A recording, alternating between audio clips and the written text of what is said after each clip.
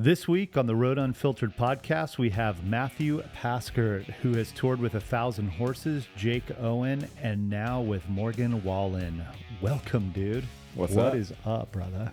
Dude, I'm happy to be here. Thank you for having me. I'm so glad you're here, dude. Yeah. Let's just chat, dude. I'm ready. I mean, we got a lot to talk about, dude. Crack a cold one first. There you go. There it is.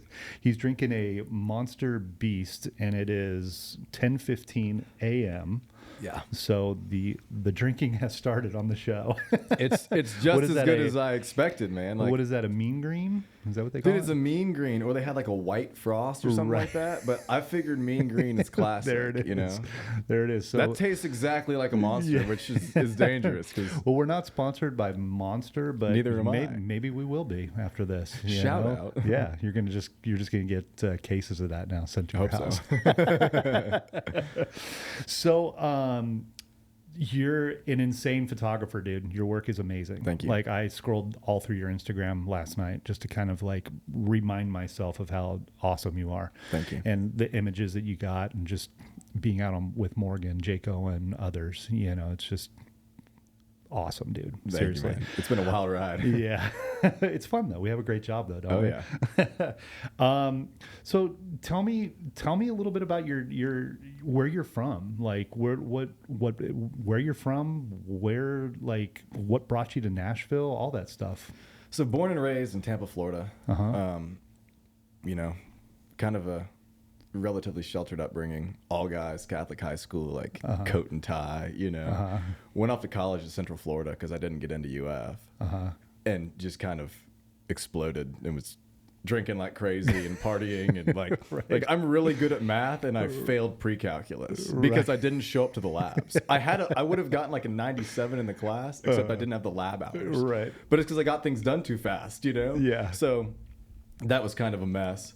Transferred to Florida State thinking that'll calm me down, and ended up running into a guy at a bar named Austin Thomaser that was like taking pictures. And I was like, this is crazy. All the girls are running to him. Like, he's getting paid to drink. He's getting paid to hang out, and I'm like, how do I do that? So I bothered him until finally, like, he was like, hey, you connected me with a guy named Luke, and I started shooting for a company called Nightlife Unleashed, and it was exactly what you'd expect. It's taking pictures of girls to put online so that guys want to go to the bars to make the bars money. Right. So these bars started having shows, and that stuff just started kind of picking up. And then all of a sudden it was like, all right, well, should I just do this? Because they're like, we have $50, come shoot this DJ. And I'm like, dude, how about I pay you $50 to shoot the DJ? Right. You know what I'm saying? Right. So it kind of snowballed, and when I transferred, I didn't have my like gen ed credits. So I had to go to Tallahassee Community College for a semester, which was fall of 2013 in Tallahassee. And I don't know how much you watch college football, but that was a very good year for Florida State. Yeah. So I couldn't go to the games. So I was like, how do I get into these games? Talked my way into working for the sports information department, the football team, and eventually the newspaper. And I ended up on the field for every single game that season. Dude, I was at shooting, yeah. Wow. Like I was on the field at the national championship. I ended up having photos like on Sports Center. The photo of Jameis Winston holding the crab legs in Publix. That's my favorite photo I've ever taken. And then it was photoshopped. So like, man. It kind of like that happened. And I went, oh man, this might kind of be something, What kind of camera were you using when you first started out, like going into those clubs and shooting? Nikon D3100. No way. Oh yeah. So did you buy that? I mean, was that I got it for Christmas. No way. Yeah. So what kind of lens did you have on that? Was it just like, oh dude, 16 to 55? That's like f3.5 to 5.6 or whatever it was. Just the kit lens, man. It was like $450 all in.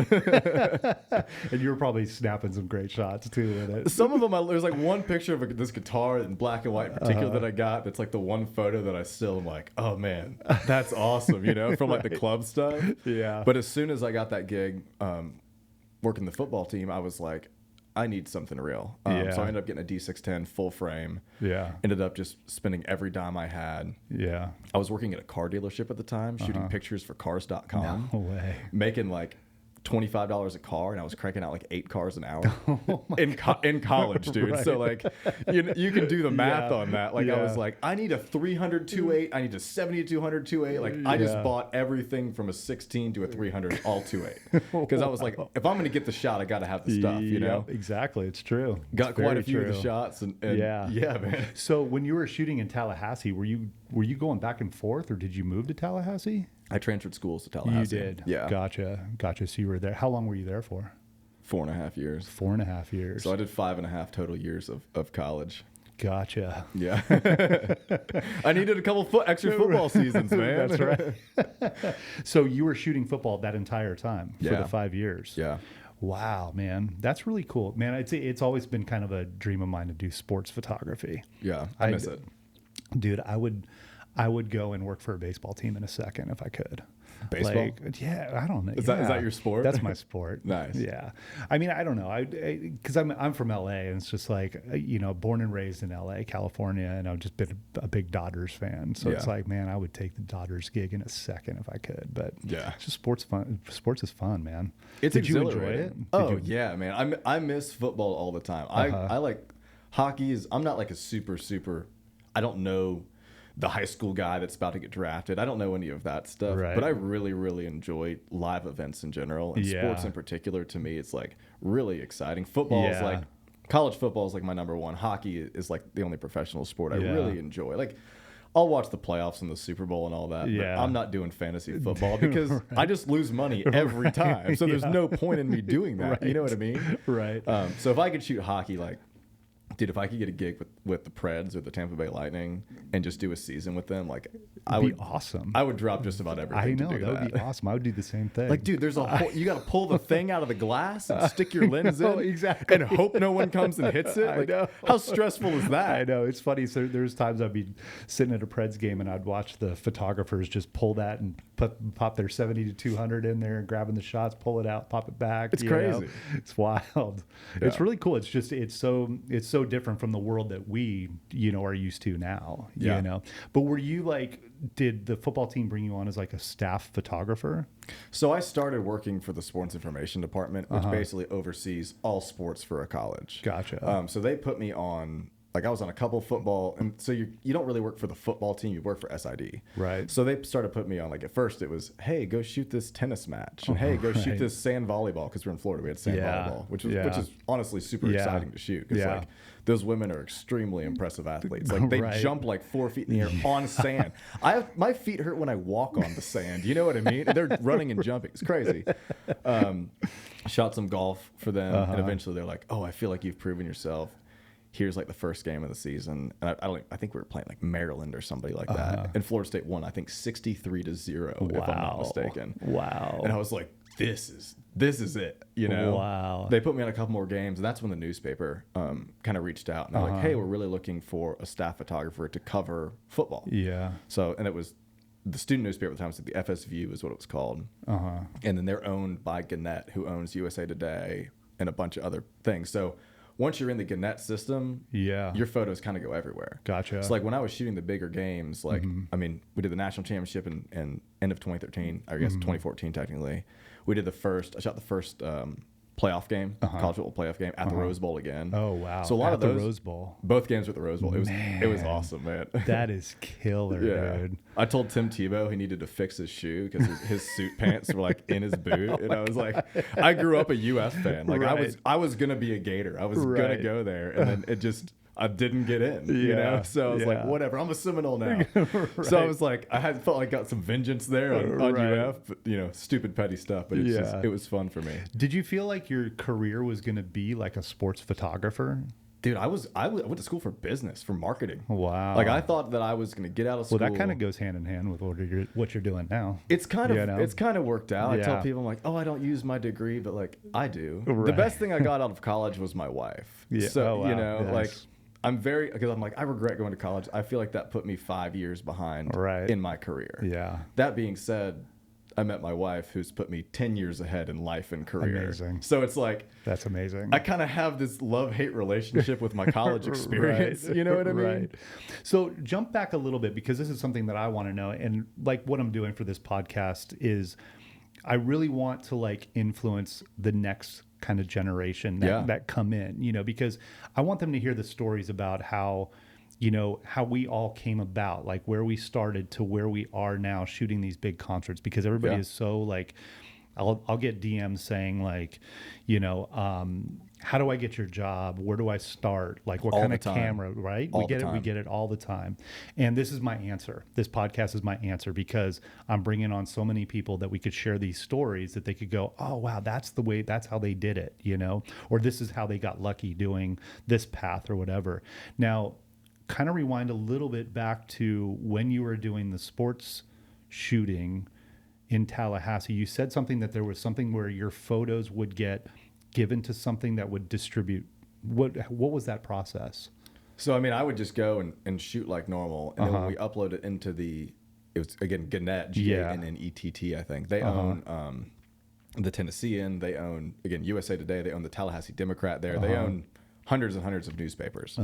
So it's kind of, in a way, it's similar to Getty, I think, like which I'm sure John and David will talk about, you know, and it's kind of one of those things where we send photos, and once they're in that system, any Gannett publication can pull from that pool of photos. Yeah. So USA Today is like, man, we really need a photo of Jameis Winston in the courthouse at his press conference after, you know, his whole investigation and everything. And it's there. I was in the courthouse with him taking those photos. So all of a sudden it's like, boom.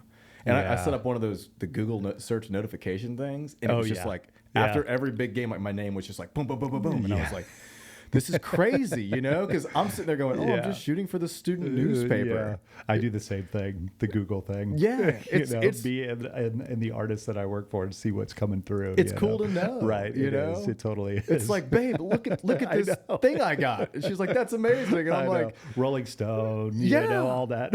And no one tells us. It's just like, exactly. I was driving, crazy story about that. I was driving down the interstate to drop my parents off at the airport one time. They came to visit.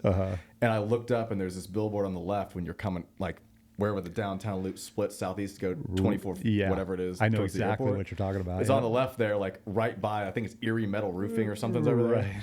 And it was like, I looked up, and I was like, oh my gosh, that's my photo on a billboard. It was a photo of Lee Bryce I took for the Rumor song. Right. We literally took like 3 laps because I was like, you know, trying to get pictures, and it was crazy, man. Amazing. I know that's the cool thing about our job, man. It's like we find things that are like, oh wow, our photo's here, our photo's there, you know? Yeah. It's pretty wild, dude. It's nuts. Yeah. So now we're going to go back to the college days. Yeah.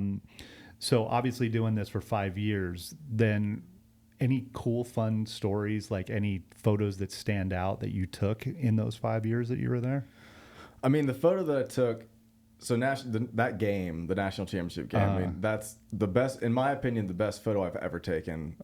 I think still to this day. I mean, some of the Morgan ones are pretty crazy, but like specifically one that just resonates to me because of the feeling and everything. Yeah. Like halfway through the game, I think it was like mid-third quarter, Florida State's down like 21-7 or something like that.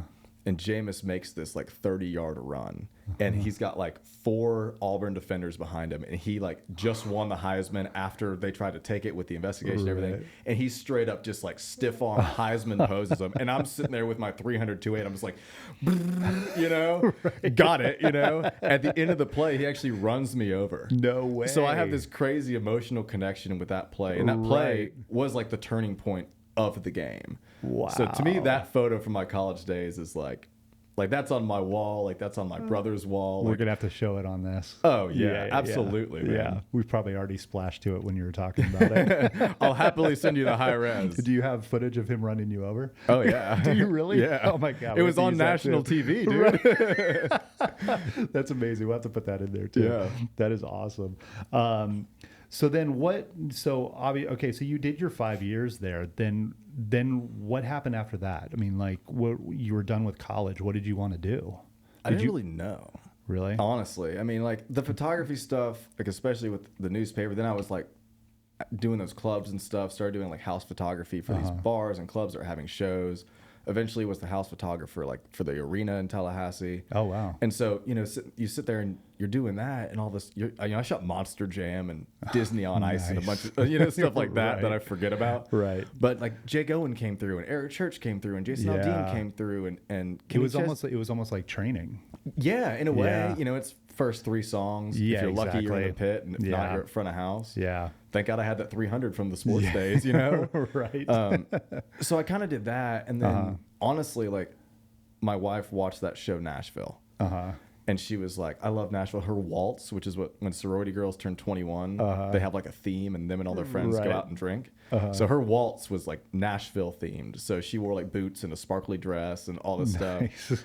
And so for like our 1-year anniversary or something, I was like, let's take a trip to Nashville. And we came up here and like we stayed downtown and we, did the Nashville thing. I mean, was that your first time you've been to Nashville? First time as an adult. I traveled a lot as a kid with my dad for work. So I've been here a few times when I was like 6. So first time experiencing Nashville. Right. I mean, like, Sarah, she'll hate me for saying this, but like, she ate like the Goo Goo Cluster. She ate like a Goo Goo Cluster off the hotel room floor that night. Like, that's the kind of place that we were at, I mean, but I feel like great that's how everybody is when they first come to Nashville. They want to experience it like that, That first trip to Nashville, right? It'll get you, Yeah. So that was December. January, February, we're trying to figure out our lives. What year was this? 2016. So it's like spring of 16. Gotcha. We're trying to figure out our lives, and Sarah's like has this brilliant idea to break up with me, and I'm like, okay, well that sucks. Like that was horrible, dude. I was like, you picture your life with someone and then it's over, Right. And I'm like, all right, well, I'm gonna move to Nashville and try and do this thing, because now the way I'm looking at it is there's no accountability. There's no one relying on me. I can go there and like, I'll make it work. Yeah. Any job I could get in Tampa or Tallahassee, I could get in Nashville. Any business job, you know? So I went up there and, this is kind of planning my move and all that stuff. And like, we're about to graduate like end of April. She's like, hey, are you still moving to Nashville? I was like, yeah. She's like, can I come with you? And I was like, yes. That's the ideal situation. I needed someone to split rent with, I mean, it's just the truth, Right. So I had saved up money from shooting those cars for cars.com. Yeah. I paid like a year's rent up front and just was like, I just wanted to have no overhead. Yeah, exactly. So I was shooting Christmas cards. I mean, I was shooting like dog portraits for $25 a piece. But that's the thing with photography. You can make money doing anything. I had a camera in my hand. Yeah, exactly. It's just not. I think a lot of people sit there and go, oh man, concert photography and sports photography. It's like photography and video spreads everywhere. You could do it in any sense. You know what I mean? Yeah. I mean, obviously, concert and sports. There's a grandeur to it. I feel like it feels very kind of big and celebrity and all that cool stuff. Factor. Exactly. It's a cool factor. So now you're on your way to Nashville. Yeah. So again, dog portraits and Christmas cards and all that kind of stuff. We moved in August. So it come around and it's April, I think like April 2nd or 3rd. And I've been just crushing, corporate headshots and stuff for like 9 months. And I was like, oh my gosh, man. I was just kind of burning out, to be honest. Still the same camera? Did you move up? I think I had my D610 at the time. You did? Yeah, so I had a full frame camera. Gotcha. But I mean, I didn't need it for what I was doing, Right. So then I was like, I need to get like a real job, because I was coming up on the point of like, I've only got 3 or 4 more months left of rent paid. Right. And then, I mean, the apartment room was like $1,400 a month. Right. It was in Germantown. It was awesome. We loved it. But like, I needed to figure out how to pay bills when that time was going to come in August. Yeah. So I applied to serve pizza at a place in Germantown called 312 Pizza. Gotcha. Amazing pizza. I still go there all the time. It's my wife's favorite pizza in town. Chicago style pizza. Yeah. Like I was going to say 5 points is tough to beat. That's a Chicago style. 312. Yeah. So I was like, here we go, and I forget the guy's name, but I went in and I did an interview, and he was like, we want to hire you and all that stuff, and I accepted the job like that day. And then like an hour later, I get a call, because in the meantime, I've been sending out, man, I was walking down Music Row I felt like a fool looking back on it with a physical book of my photographs, No knocking way. on doors of record labels, knocking on doors of management companies. Nobody answered. But by that's the way. awesome, though, man. Yeah, it was that's wild. a way. I haven't heard that one yet. It didn't work. But So don't do that. well, my dad always said you just got to beat down the doors. Yeah, And I'm like, so I was literally. I took it literally. So I very quickly realized that didn't work, and I had Right. wasted $180 or whatever on this. It was a beautiful book, man, leather bound. Like I get these books made for clients sometimes. Right. You know, Do you still have it? I do. Oh my God, that's funny. I had a sports one. I had a Right. music one. Like That is so super funny, embarrassing, man. you know. But that's awesome. But I quickly realized that wasn't going to work, so I just started sending emails to anyone and Yeah. everyone that I could get their contact, Yeah. you know. And if I knew a manager at a management company, Yeah. I would be like, Jeff at native31.com. Yeah. Jeff.Johnson at native31.com until one didn't bounce back. Right. And eventually I got an email back from a guy named Charles Vergara, who worked for Scott and Doc McGee at the time. Oh, nice. And yeah. and he was like, hey, again, this is like April of 2017 now, I Yeah. guess. And he's like, hey, I would love for you to come in and grab lunch or whatever. So went into his office. We never ate, just for the record. So Right. I go hungry. I'm like, free lunch. This is Right. amazing. You know? Right. We never ate. I'm starving. Yeah. He's like, man, you reached out. Like, what do you want to do? Like, do you do video stuff? And I'm like, totally do video. Yeah. Like, had never done video at the so time. you never shot video at this point? Not professionally by any Really? means. Like he Wow. asked me for an example. Yeah. And I sent him a video that I had taken. Like my dog had this crazy thing. His intestines fell out. I had to scoop Oh him my up. God. True story. He's alive, so it's all good. He's still kicking. He's crazy. Australian Shepherd. Right. So I took this video after we went back to the hospital. He had like multiple surgeries. It was like $10,000, dude. I was like, again, hence why I needed the pizza job. Yeah. And I took this video for a GoFundMe and was like, here's my dog. Terrible stock music off of YouTube I ripped. And I sent them that as my example of video. And for some reason he got goes, hired. get on the bus tonight. Like, what are you doing? Meet at sound check at Wow. 11:30. Bus leaves at midnight. I showed, the band doesn't even, it was 1,000 horses. The band didn't even know I was going to show up. Oh my Like, God. so I just showed up and I'm like, hey, I talked to Charles. I'm supposed to be here. Oh my God. And they're like, okay, you know. So I mean, obviously you just fell right into this music thing then. Yeah. I mean, you were obviously trying to shop the book and getting, hitting the record labels, and you finally were emailing people and you got somebody back. I mean, was that the goal to get into music when you came to Nashville? It was? I wanted to tour. I wanted to be on a bus. I mean, that was the Yeah. whole thing. Like, I remember growing up going to shows and seeing a Yeah. bus outside and go, one day I'm going to ride one of those buses. Amazing. I didn't know in what capacity. Right. Because, like, I played music growing up. Like, I played in, horrible metal bands in high school and stuff. So I was like, I just did the wanted to same tour. thing. Right. I didn't care what I was doing. And this camera thing seemed to get me into other places. Right. Like, I didn't grow up going, I'm going to be a photographer. Right. It kind of happened. Yeah. You know? Same, dude. Same. What instrument did you play? Keyboard and guitar. Really? And I Do you still play? Yeah. Yeah. I don't really tell my Nashville friends that I play. Right. Because there's I playing know. guitar. And then there's Nashville playing guitar. Yeah. Hey man, It's so different. I'm not Yeah. that great either. Let's jam. And you go over to the house and there's like, and you're like, CGD, baby. I can play any Jimmy Buffett song. Right. Love Jimmy Buffett, man. That's Super funny. sad last year, but Yeah, I know. Crazy. That was crazy. It was kind of unexpected too. yeah, it's wild. So you got a call. You got an email back. Go to the bus tonight, and you said it was 1,000 horses. Yeah. What was that experience of getting on the bus for the first time? Now that you were kind of channeling it when you were a kid, and now here you are, dude. What was that all about? Man, it was unreal. Yeah. Like it was even now you get on a new bus on a new tour Yeah. and it's just kind of like you don't really know your place yet. So I'm Right. just like this kid, Right. 22, 23 at the time. And I'm like, all right, well, I'm just like, I'm here. I'm going to take pictures, and man, at the time, like that bus, like there was like 15 people on that bus. Wow. Like I was making $50 a day, no per diem, sleeping in the Right. back lounge, Oh. but I was on a bus. It didn't matter. I was gonna say, did you get a bunk or No, dude. where did you have to put your stuff? What kind of gear did you have? Like, did you have a Pelican you had to put, in a, Yeah. you know what I mean? I went to Best Buy that day. I bought a 1510, I bought a 5D, and I bought a 24-70. Oh That's amazing. Spent like $5,000 I did not have, you know? Making $50 a day. Yeah, I'm like, dude, if I do 1,000 shows, it'll totally pay off, you know?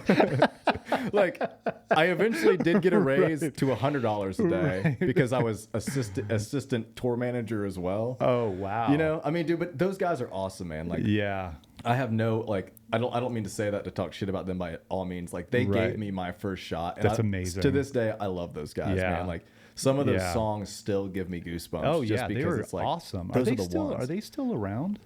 Yeah, so one of the members left. He started a photo booth business that's just crushing it. Really? So he was like, man, I just don't have time to do the band anymore. Yeah. And the other three, Bill, Michael, and Graham, are still out touring and doing their thing. Yeah. Gotcha. That's great. That's great. I love them. Yeah, they were awesome. me too. And it was great because there was times where I'd be out on the road and they'd be an opener, and I was just like, I loved watching them because they were just super, super talented. They always looked so cool. That's so cool. The hats, exactly. I bet that was great to photograph too. Dude, it was like my brain, I was shooting Leonard Skinner. Right, you know what I mean? Like that's how they looked to Yeah. me. Just like, especially Graham, dude. He had this hair and this beard and like just, I mean, everything. The bell-bottom jeans with the boots. Like, I love those guys, man. It was awesome. So what was it like being on the road for the first weekend when you got on the bus for the first time and you were moving around? What was that all about? What was it like, man? Dude, I partied. Yeah, honestly, it was like a celebration. Yeah, dude,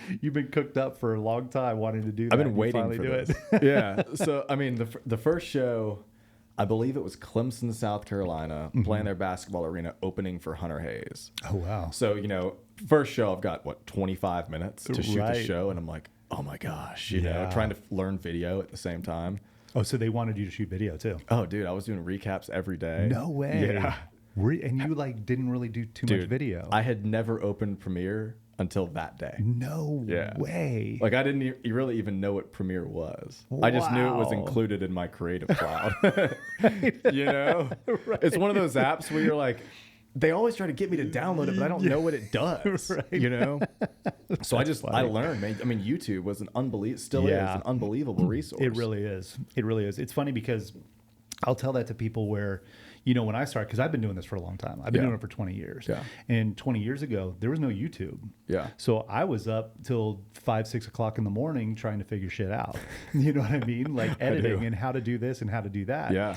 But it's cool because like nowadays with YouTube, it's like, man, there'll be times where I'll be editing. And it's like, okay, how do I do this? And I could just still 20 years later, I'm still learning off of YouTube. Yeah. I still learn a lot of stuff too, you know, these days. I love YouTube. Yeah. YouTube's great to, you know, really kind of dial in what you're looking for. And there's a tutorial for everything on YouTube, but go on. Tell me more about that first weekend. Yeah. So that's the first day. Yeah. So that was, you know, and I was like, the four guys, 1,000 Horses, they were flying in from somewhere else. So I actually met them on show day. So when I got on the bus, it was like, you know, band, crew. They had 3 background singers at the time, which, dude, shooting a show with background singers I remember that. is so awesome. I remember that. Yeah. They were amazing. Yeah. So they show up the next day, meet them, just kind of talk with them. And, hey, I'm Matt. Here's what I'm doing. They're like super cool. Like they were so awesome about like at any time, if I had a camera out, like, they weren't weird about it. Right. You know what I mean? Like sometimes like you pull a camera out and people are like,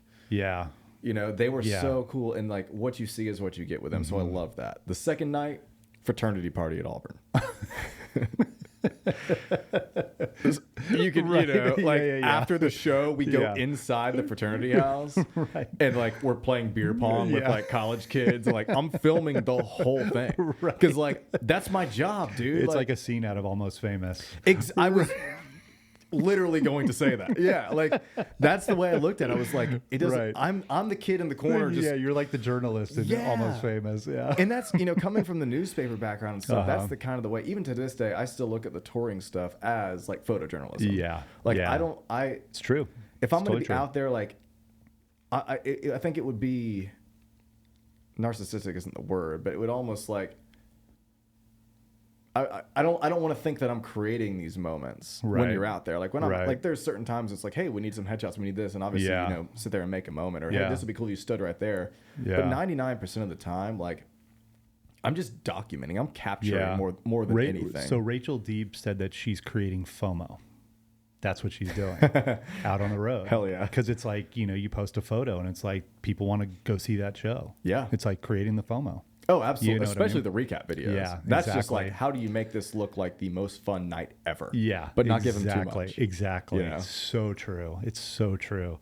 So after the Auburn show, we went home. The party. That was my first weekend. I went home and I edited a video. So did you edit a recap for the entire weekend, or were you editing recaps for every night? So I edited, just because I didn't really know what I was doing, I edited a recap for both, and I ended up just stringing them together. Gotcha. So like by 3 a.m. after the first show, I was like, here's my recap. Wow. Dude, I had this super cool transition where like I walked through a curtain. Right. You know what I mean? Right. I was like, dude, this is insane. Like, this is going to blow their minds. That is so funny that's the first time you ever edited something on video. Other than my dog for a GoFundMe. God, that is so wild to me. That's crazy. Yeah. So then after that weekend, how'd you feel like being out on the road? Oh, I was ready for the next one. Yeah. I was like, got back on a Saturday or Sunday morning, and I was like, why don't they have shows tomorrow? Right. You know? Then the second weekend, we go to So you did go back out with them again? Dude, I toured with them for like 6 months. Really? Yeah. Wow. Oh, yeah. Made about $2,500. Yeah. I mean, I don't know that that's a terribly off number. You had a little bit to pay off the camera that you bought. Dude, my lens was paid for. Like, right. Done, you know? I toured with them for a while, but yeah, the next weekend went to the Floribama. Oh my gosh. And dude, we spent 3 days there. No way. So like, that place is awesome. Dude, I bachelor partied at the Floribama. Did you love really? that place because of this trip. That place is great, man. Because of that trip. I did a show there with Billy Currington. Nice. Back, I want to say it was like 2013 or Billy 14. on the beach. Oh my God, dude. It was awesome. It was really funny because it just triggered a memory. I remember we were doing that show on the beach, and there was a drone op on that show that was hired by Floribama. It wasn't me, because I flew a drone at that point too, but it was a drone op. There was the drone was coming in towards the stage, and somebody threw a beach ball and it hit the drone and fell into the crowd. Oh my God. Yeah. I have footage of it. I'll have to play it on this. Oh, it my was God, wild, dude. Yeah. That's like my worst nightmare. Right? And it's like, I think it sliced a guy's leg or something. Not like bad. Better than but his like, face or his oh my neck, God, dude. It was just like, it was so slow motion too when it happened, because it's like the beach ball was hit and it's just like, boom, and then it just falls into the crowd. Just I'm watching like, it happen, holy going, shit! There's nothing I can do about this. I know, it was crazy. But anyway, yeah, that was my one Floribama story. Have you ever had a drone take off on you? Take off? Oh, or no, just like not yet. leave you? Have you? Oh yeah. Really? Oh yeah. Just dude, over like a festival. Did you ever find it? I did. I had to climb a tree. No, like literally. The only reason I found it is because I could see the little. The you know? Oh my God. So yeah, we were in Milton, Delaware at this festival with Jake, and dude, I had the drone like out over the crowd, and all of a sudden it just started going full speed. And at the time you're sitting there backstage going, I couldn't really tell where it was going, what it was doing. Like, and I looked up and I just saw it. Luckily it was going backwards. Oh shit. And it came backstage and literally hit the tree line and then fell into like this ivy that was up there. And dude, it took me like literally 20 or 30 minutes of just like pulling ivy down and like trying to climb this tree to get it. Oh my God. When was that? What drone was it? Mavic Pro. Oh, shit, so it was a Mavic. Yeah. Because I remember the white ones. Remember the white? It wasn't a Phantom. Ones? No, it was a Phantoms, Mavic. Yeah. I think it was those the things first were so Mavic. like big and bulky, man. I felt like those were the ones that always went AWOL. With the weird like legs on them. Yeah, exactly. That always got in the shot. Right. Terrible design. I know. And the Mavics are awesome now.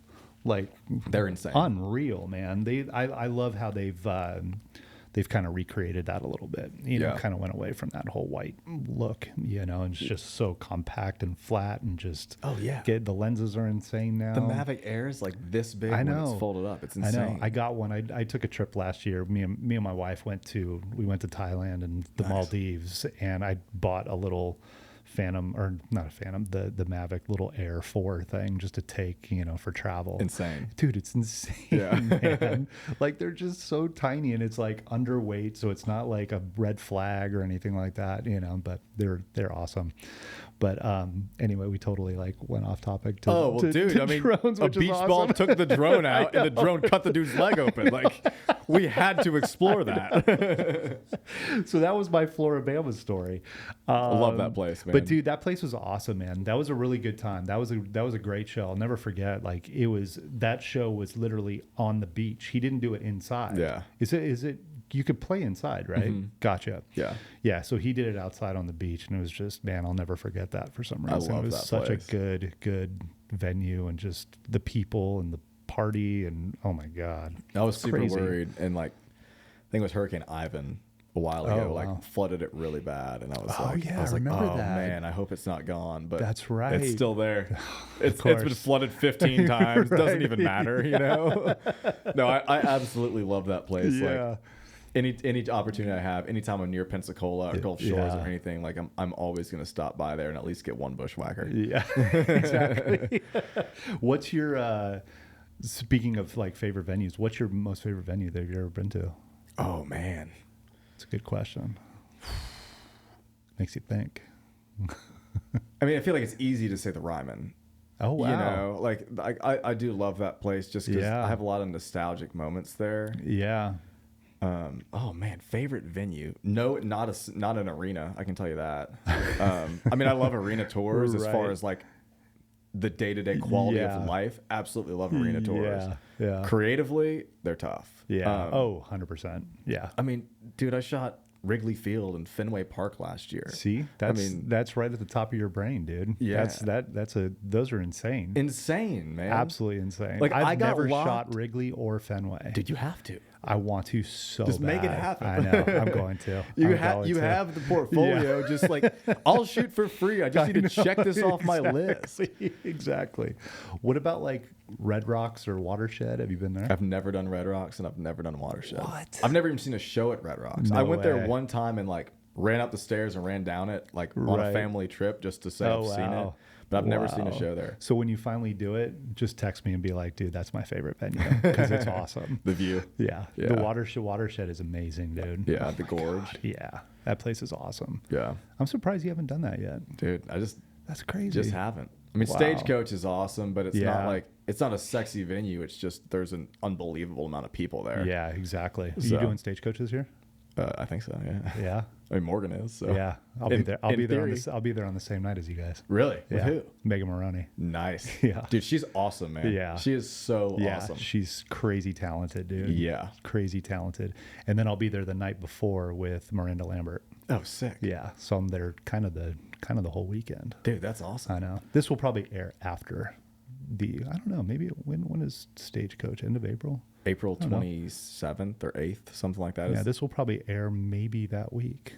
Dude, That's that would funny. be wild. So I'll see you this weekend. Dude, and the thing is, the same day you'll have me, David, and Tanner. And Tanner. I know. Yeah. Dude, we're all going to have to like go backstage and just like have a beer. Group picture. Yeah, we have to. For Let's sure. create some FOMO. I know, exactly. Exactly. So 1,000 horses, 6 months. Any cool stories? Not really that I feel super comfortable telling, to be honest. I mean, like, on the edge of the NDA. yeah, I mean, dude, we partied. I mean, Yeah. it was like, we were playing bars and clubs. And Yeah. we were, But that's a part of that's what country music is. That's what Oh, yeah. music is. That's what rock music. Everything. You know, you have fun. Yeah. You know, it's not just like it's business, but it's fun too. Yeah. You know, you got to get in there and you got to do your work and you got to turn in your photos and videos and all that. But you know, there is a time to let loose and just Yeah. kind of like be like, man, the best job in the world. Oh, yeah. You know what I mean? dude, it was. I mean, Yeah. honestly, like, when I look back at all the tours that I've done, I feel like that the 1,000 Horses stuff to me kind of always has like a special place in my heart. Yeah. It just kind of It's the first sits one. there. Yeah, dude. It's like the first girlfriend. Yeah. You know what I mean? Yeah. It's like there's always going to be that memory because that's your kickoff. That's Yeah. like kind of what gave you the shot. You know what I mean? And to see where you are now, you know, if it wasn't for that, you probably wouldn't be right here right now. No. You know what I mean? I mean, I still Shoot have Morgan. photos from 2017 of 1,000 horses on my website because they're some of the favorite photos I've ever taken on the road, you know? Yeah. We did take a bus through a Taco Bell drive-through. That was pretty fun. Right. I still have like, I'm like a Please tell me there's video or photo. Dude, of course. I'm a very sentimental person. I like souvenirs. I like posters. I like set lists. So I have like, dude, just boxes of stuff. Right. So I still have, I think it was an old set list on the back. Ronnie Palmer, our tour manager at the time, had taken all of our orders and written them down on the back of a set list and handed it to the lady. I have that order. That's amazing. I have the physical thing. Is it framed? No, dude. You gotta frame Nothing's it, dude. framed. This framing costs $1 million. It's all under our bed, you know? I know. Sarah's like, when are we going to get rid of this stuff? I'm like, what do you mean? It's memorabilia. We can't get rid of any of it. It's so funny. My wife tells me all the time, she goes, why don't we put any of your photos on the wall? Because I have nothing. I feel like I a don't douchebag doing that. Yeah, I don't feel like it's like I have nothing up on my walls of pictures that I've taken. But as of recent, I actually put some stuff up because I was like, oh, this is kind of cool. You know, it kind of brings back the memory and stuff like that. But I have a lot of like show posters, you know, how like the Ryman posters and stuff like that, all the cool, like, you know, artwork type stuff. Oh yeah. I have that. And that's, you know, that's a good memory because I've been to all those ones. I'm not going to put something up there that I didn't, you know, do or anything like that. But exactly. There's that weird, like, I don't want to put something I haven't been a part of. Yeah. But I don't just want to plaster my walls with my own work. Because to me, I just, like I said, I just feel like a douchebag. Like, I know. And also, like, let's say one of my artist friends come over and I'm like, here's my shrine to you. You know what I mean? Like Larry comes over and it's like, well, here's my Larry wall. You know, and it's like, okay. So true. That is so funny. That is so, because that's kind of how I feel, you know. It's like, it's, you know, it's the artwork and it's what we do and it's the creative and stuff like that. But it's like when I go home, I want to separate myself, you know what I mean, from like work. You know, it's like when I go home, I want to like have home life. And it's like, if I was to have those pictures up on my wall, I'd be like, oh, okay, kind of back at work again. You know what I mean? And I'm curious, but I don't know. I'm curious your thoughts on this too. Like when I'm looking at art on a wall, like the point of it up there is to like inspire you. Yeah. I prefer to be inspired by other people's work, not by my own, because if I'm just inspired by my own work, then I feel like that's just going to plateau me. Where if I'm inspired by people that are better than me, people that, you know, do you have like photo books at all of other photographers? I bet I have 50 of them. Really? Yeah, those are great, man. Amazing. Yeah, there's some books that I look through that I'm just like, man. I remember it was just a couple weeks ago. I was in a studio filming, and they had a Danny Clinch book in there. Danny Clinch book. Legend, dude. Man, Danny I'm just Bones. like, and I've never looked. I mean, I've met him a couple times. I've shot with him a couple times, but I had never seen the book, you know. And I literally sat there. And you know how, obviously, you know, with photos and video, it takes you out of the moment that you're in and it kind of places you in that spot, you know, and it's the memory. And like, I'm just sitting there looking at his photos going, man, this dude has been around, you know, he's done a lot of stuff. And it's like, and his photos are so epic you know, his photos are all like the moment. You know, everything that we strive for and we capture for our artists that we work for, you know? Yeah. But like, that's inspiring, seeing other people's work, you know, and still like today, you know, it's like, I'll look at Instagram, I'll look at reels, I'll look at recaps and stuff like that. I want to be inspired by all that stuff. That's so huge these days. Yeah. You know, we have such this like big pond of content that we could look at that can inspire us, you know. But going back to that, it's like, it's that whole seeing somebody else's work is so inspiring sometimes. There's a photographer named Neil Preston, and he has a book out called Exhilarated and Exhausted. And that title, like I saw that title on Amazon, I was like, $70 gone. You know what I mean? That's a day and a half with 1,000 horses. You know, exactly. Worth it though. Like, how is it? It's amazing. Really? Yeah, dude. Like he has this in his stories that, like, so he has like a photo and then a story that goes with the photo. There's like a photo when he was working with Zeppelin. Wow. And the manager was like, I'm terrible with names, so I'm just gonna use generic terms. You're good. But the manager was like, hey Neil, we've got this great idea. Like the band really wants a crowd shot, so we're gonna put you up in a helicopter. Helicopter lands, band gets off, goes and plays the show. Neil gets in the helicopter, flies around, lands, goes. It's all film, goes and develops the film, gives it to the manager. The manager's like freaking out, making sure the film's done, like all this high pressure situation. Turns out the promoter was trying to screw the band out of money, saying the attendance was low. So they used the photos from the helicopter to prove the attendance. Like, manage your mind, dude. Yup. That's some like genius stuff there. Wow. That's amazing. Stories like that where I'm like, oh my gosh, I'll have dude. to get that book. I'll have to get that. Exhilarated and exhausted. Yeah. that is our life. Right? It's just, dude, we run on adrenaline, then you get home and it's like, You've been with 1,000 horses for 6 months. yeah. After 1,000 horses, you went to Low Cash. Gotcha. I worked for them, not for super long.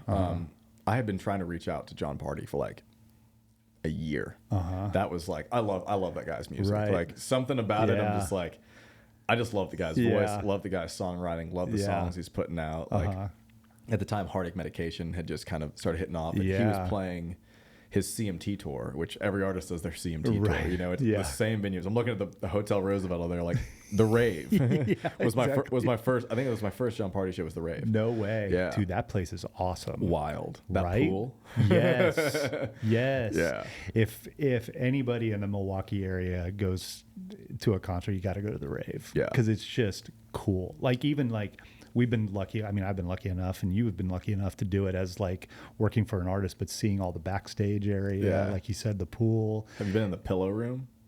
Which one was that? Dude, there's a room backstage that's always locked that's just full of colorful pillows. No way. I have the most badass photo of John Really? Party in the Pillow Room that we can put up on this. Perfect. Yeah, amazing. Dude. Oh my The god. Rave is the shit. Because I remember like the backstage at the Rave, like it was all these tapestries. It's wild, right? The roof is like this tall. Yeah. And it's all tapestries all around the entire backstage area. And there was just some sort of just haunting at that place. Don't take a black light. You know what I mean? Right. It's kind of gross back there. It's got a vibe, but it's gross, And wasn't it like it was kind of catty corner to the Rave was the hotel where Jeffrey Dahmer. Yes. Where that was his hotel that he like murdered people or something. Dude, where he stayed or whatever. You can see it from the bus lot. Yeah, exactly. Yeah, it's crazy. God, like he would go to the Rave man. and bring guys back to the hotel. That's like crazy. Right there. Yeah. God. And then there was at the Rave there was the little stage, and then there was the big ballroom upstairs. Yeah, the Eagles ballroom. Yeah, which was wild So too. John was in the club at the time. Oh, really? So it was like 1,100 people. Yeah. Like he was playing. I mean, we did Joe's on Weed Street on that tour. Oh wow. So it was That's like a great spot too. Love that place. Ed Warm is the best, dude. Ed is the best. I love man. Ed, man. A big shout out to Ed Warm, man. He is awesome. Him and I have known each other for a long time. Yeah. And he's just. Anyway, he owns or runs Joe's Bar, and what's the other one? It's the other place out by Joe's the airport. Rosemont, Carol's Pub, Bub City. Yeah, that's Three it. Dots and a Dash. Yeah, amazing. Yeah, love him. So I was working for Low Cash. I've been trying to reach out to John Party for a year at the time. Yeah, with nothing. Melanie Weatherby was his manager at the time. I think Gaines now manages him. Gotcha. CMA night, November 8th, I believe, 2017, if my memory serves me correctly.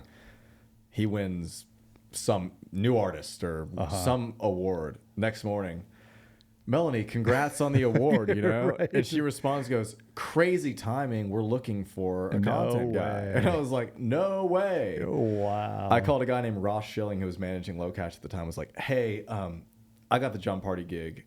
I'm sorry, I'm out. Like this is like, that was like at the time, that was like, yeah.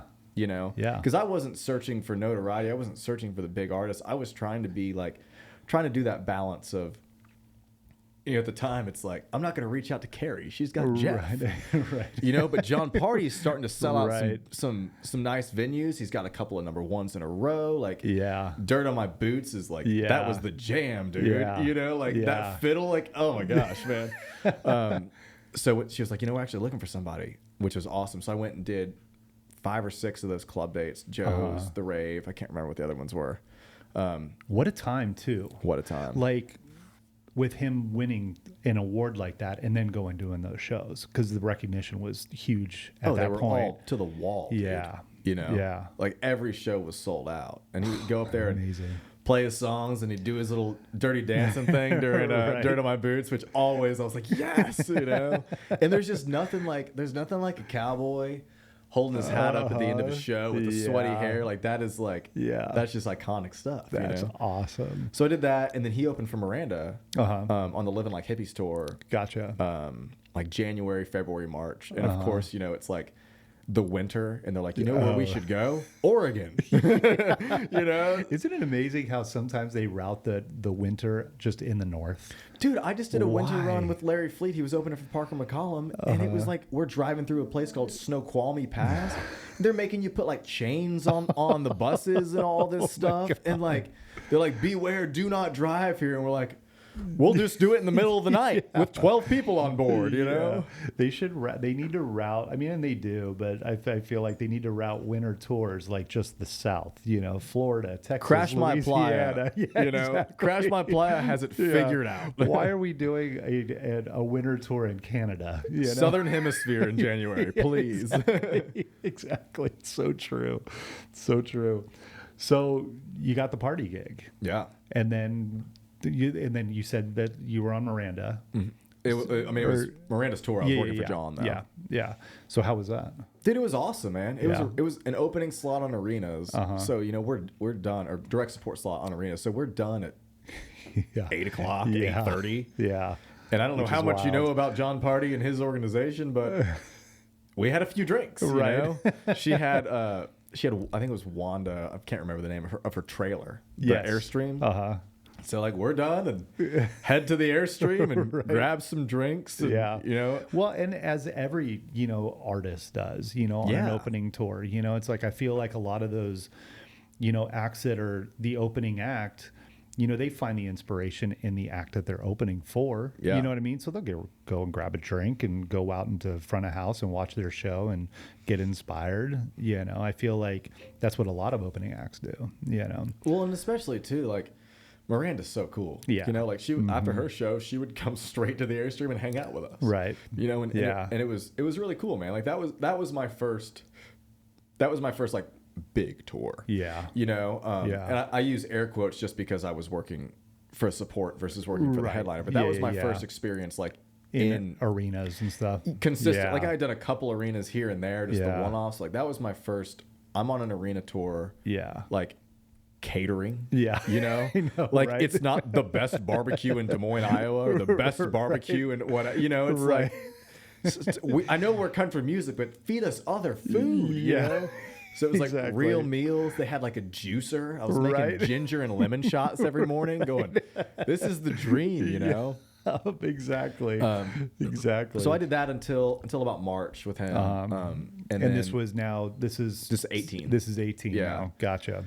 So then that tour ends. He's doing some stuff in the summer. His spring is kind of off. And I get a call from a guy named Lloyd Norman at Big Loud. And I had reached out to them. And, you know, again, dude, in 2017, I sent out hundreds of emails. I mean, every day I was like, I'm sending out an email every day, or 5 emails. Were you sending out books? I wasn't sending out books. I did mail photos. Right. Like I went and got 100 of those like orange, like thing you peel a little thing off. It's got the little prong. That, you know what I'm talking about? And I was printing photos and mailing them to managers and mailing them to labels. Again, with no luck. Half of them came right back to my house. That is amazing, though. Dude, I still do stuff like that. Like, I don't care, man. I got no shame. Like, worst case scenario, like you go, oh, that's cool. You throw it away. It costs me $1.95. Whatever. Exactly. You know? Exactly, because that $1.95 could turn into something. Exactly. You never know. You never know. So yeah, I was still shamelessly self-promoting at the time. But yeah, so you know, in that thing, Lloyd called and he was like, "Hey man, what are you doing? Like, what's going on?" And I had a meeting with him, and it was like, "Cool, this is going to be a thing. You're going to work for Jake Owen." And I was like, "Sweet, nice." And I didn't hear anything for like a month. Gotcha. And a guy named Josh Brown, who's Dirks Bentley's merch guy at the time, may still be. Honestly, I haven't talked to him in a couple of years, and I kind of feel bad about that. Right. He was like, "My best friend is Zeke Hunter, and he's Jake Owen's tour manager. I'm gonna call him." And I was like, "That'd be cool." Yeah. So he did, and like 2 days later, a guy named John Andolina, who was Jake's manager at the time, called and was like, "Come in for a meeting." So then I go, and this is like April-ish. April 20th, 2018, my first show with Jake Owen. Wow. It's a dildo convention. Oh my God. Wow. It's a company, I mean, literally that's what it Right. was. Like, it's a company called Pure Romance. Right. Which, from my understanding, is a pyramid scheme for sex toys. That is funny. First show. First show. Opening for Pitbull. Oh my God. It was Jake Owen and Pitbull playing for like 5,000 middle-aged women. Wow. Like, it was all of like their top sales reps, basically. Wow. They're like, hey, we're gonna throw a party for all the top sales reps for Pure Romance. And yeah, Where was that? Cincinnati, Ohio, Oh my God. I believe. Have you heard of that? Dude, Yeah. yeah. It's like Amway or something like that. Gotcha. Yeah, it's like Cutco knives, but Right. sex toys. That is so funny. So he was hired to play the show. Yeah, I mean, I'm sure he got paid an ass ton of money to show up and play for him. And exactly. And you know, Jake, like, he's an incredible specimen. Right. He's an incredibly attractive human being. So he walks in front of that crowd, and like they're all going home and using product probably. Like they gave us all gift bags. We all got gift bags that had like. This is where the vulgar comes in. But dude, there was like cock rings, vibrators, pocket pussies, like in all of these gift bags, dude. It was crazy for every single person on the band, crew, everything.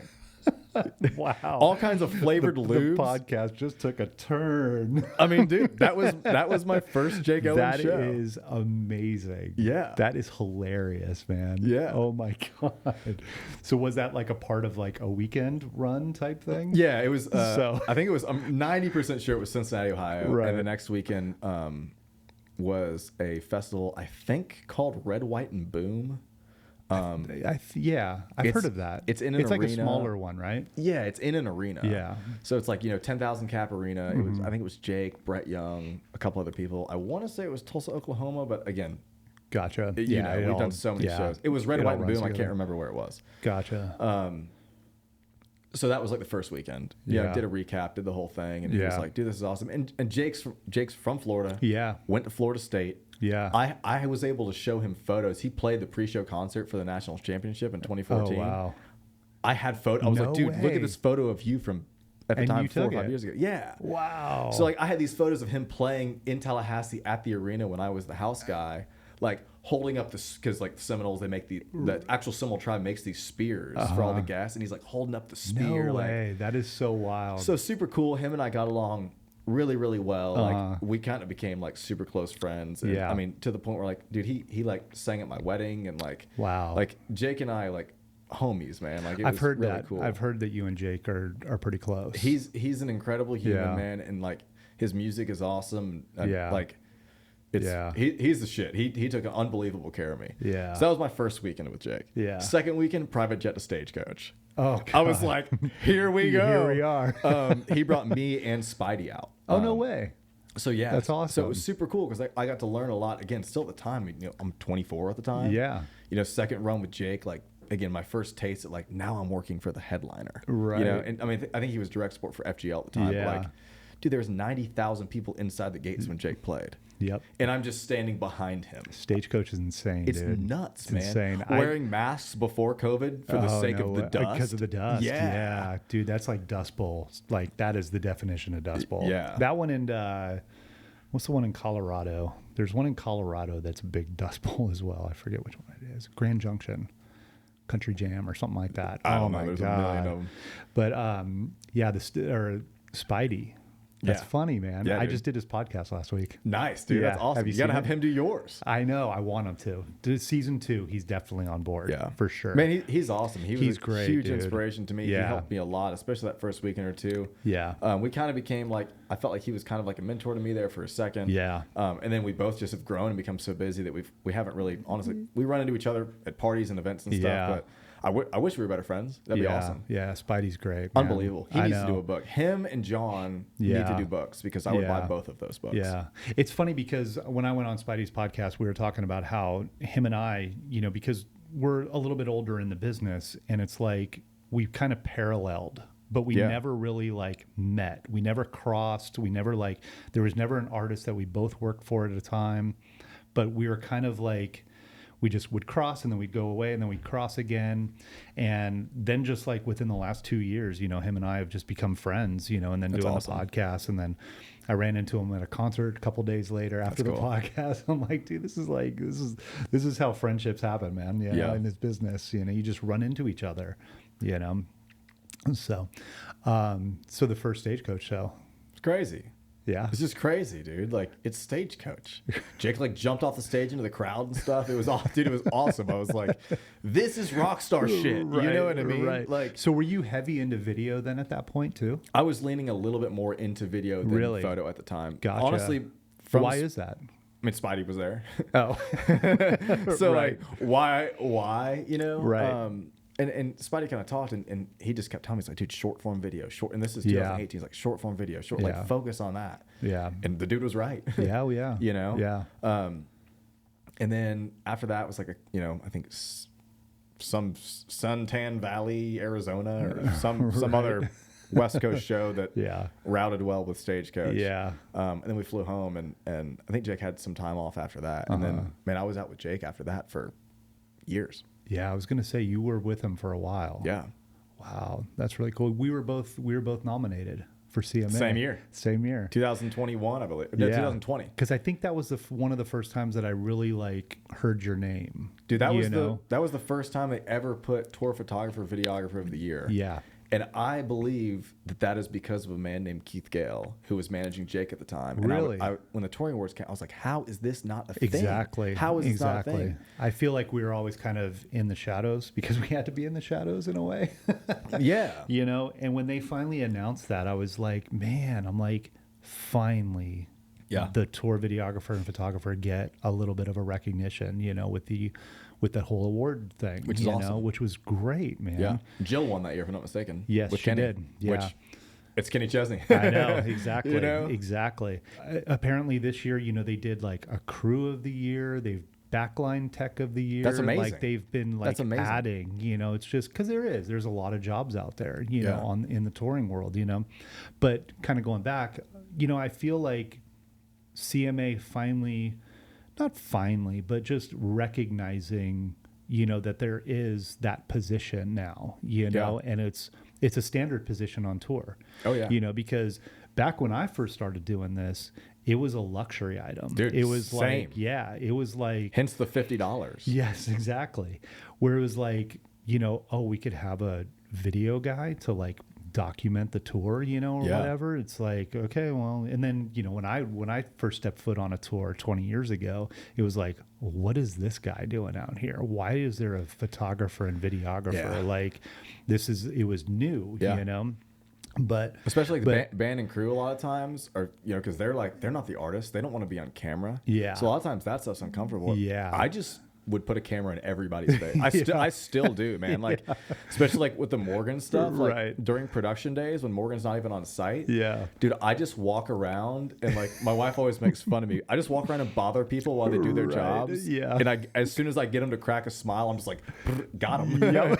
But then we Exactly. look back and dude, like, I made Morgan this book for like end of tour, Yeah. end of year Christmas thing Uh-huh. that just had like 200 photos of Yeah. like, dude, I bet of the 200, I bet 30 were of him. Yeah. Because it was like band and crew and Yeah. all this stuff that like the artist doesn't Yeah. get to see that. Yeah, you know, exactly. because like they kind of, especially at a level like Morgan, like you have to be removed. You can't just be around all the time. Yeah. Like their time is so incredibly valuable that Yep. like why isn't Morgan here? You're like, oh, he's in the studio with Post Malone. And you're right. like, Yeah. good thing he's there. You know Right. what I mean? Yeah. So like, Those are great though, like the books. We Love would 'em, we would do dude. tour books at the end of Carrie's tour it's amazing. for the crew and the band and everybody, you know, because Yeah. it's such a, you know, it's such a memory, you know, it's just something that you could take to your family and show Yeah. and something that you could have forever, you know, that this is how I spent that year or Yeah. those months, you know. But that's the benefit of having a photographer out on the road. It's like you do get to capture those moments. You do get to capture the instant moments for Yeah. like the Instagram and the socials and stuff like that. But you know, it's funny because I hear stories that it's like they would hire a photographer and a videographer before a guitar tech now. You know what I mean? Because it's so important these days. Content is king. Yes, it is. Morgan can walk on stage, him and a guitar, in the middle of a stadium and probably sell the stadium out, or maybe sell Bridgestone out acoustic in 24 hours. Yeah. You know what I mean? Like with lines around the building for days. Like people sleep outside on pavements to see Morgan Wallen sing. It's wild. So it's like, I know. You have to show that stuff. And I do think it's really, really valuable. Yeah, it's hugely valuable now. Not just because we do it, but it is. It is. I mean, I feel like every artist needs to have, it's almost like they need to have a manager and they need to have a tour photographer and videographer. Oh, it's, I mean, there never would have been a guy named Wyatt Flores, incredible artist, actually wearing his merch. There it is. Went and shot him the other night, literally just for fun because I love the guy and his music and everything. Dude, they've got a Sprinter. The trailer's probably 5 feet longer than the Sprinter. There's like 5 people on there and a content person. Yep. You don't need a front of house guy. You don't need a lighting guy. You don't need a monitor guy. You need a content person. Yep. 100%. You know? They have a woman named Haley out there, Haley Gertson, and she's incredible, man. Gotcha. But yeah, it's like all these little bands. It's like the first thing they're getting is content. Yeah, it's the connection. It's the connection between the artist and the fan. Otherwise, the artist has to sit there and think about it. Yeah. But if they're just every night just fed, hey, here's 10 things you can put on the internet to connect with your fans. Yeah, I feel like some of our importance really came around too during COVID. Yeah, you know what I mean. Like every artist that had a content guy during COVID, it was like we were the bridge. Yeah, you know what I mean. It was like, okay, the artist needs to connect with the fan. How do we do that? Live stream, the only people that made money. Yeah, exactly. Which sad, because I mean, we've talked about this on the podcast with other guests that, you know, crew people lost houses, marriages, you know, all that stuff because there was just obviously everybody was home, you know, but we shifted. You know, we had to shift. We had to like move into like live stream stuff. Thank you, late night TV. Right? I know. We've had that conversation on this too. It was like, man, I'm like, this is awesome. These budgets are some pretty big budgets. Wild. You know? Wild. You know, it's but you think about flying 15 people to New York City, putting them up in hotels and all that. Exactly. Yep. We could kind of go back to, you know, I think it was 19 into 2020 that we had the nomination. Mm-hmm. So you were still with Jake at that point. Yeah. Tell me a little bit more about the Jake tours and stuff like that. Did you go in and do would you ever go into the studio? Yeah. Oh, I was like salary. Anytime Jake was doing something, I was there. Yeah. And I wanted to be. It was awesome. I was like, again, this is kind of my first, he was the first artist that really gave me like full access anytime, anywhere. Did not matter. Gotcha. You know, like he's an incredible photographer himself. He's the reason that I own Leicas, you know, for better or for worse. Right. He's the reason I'm poor, you know, not really. But, you know, I mean, he values that so much. So, like, that was huge and so beneficial to me, having that trust and that interest, you know, like, and it was nice because when he gave me an opinion on something, it wasn't just, that photo sucks. It was like, dude, what if you tried that photo from this angle? And I was like, damn, amazing. Never thought about that. That's, you know? Cool. He's like, try this. Dude. Try that. And it felt very collaborative in a way, because you're talking to someone that has an eye versus like, I don't like that photo, and you're like, why? And they just zoom in on their face and you're like, I get it, you know. And that's kind of taught me the combination of, it doesn't matter how good the photo is, the artist also look good, you know. And I think that's for a lot of up and comers, huge tip for them is like, I don't care how attached you are to a photo, if the artist looks like shit, they're not going to use it, they're not going to like, it doesn't matter. Yeah. Dude, I've spent hours editing photos thinking, how do I cover this up so they like it? Right. You know? And they never do, because like, it's just like, dude, a picture of me, a picture of you. Like, if a picture of me is going to go out to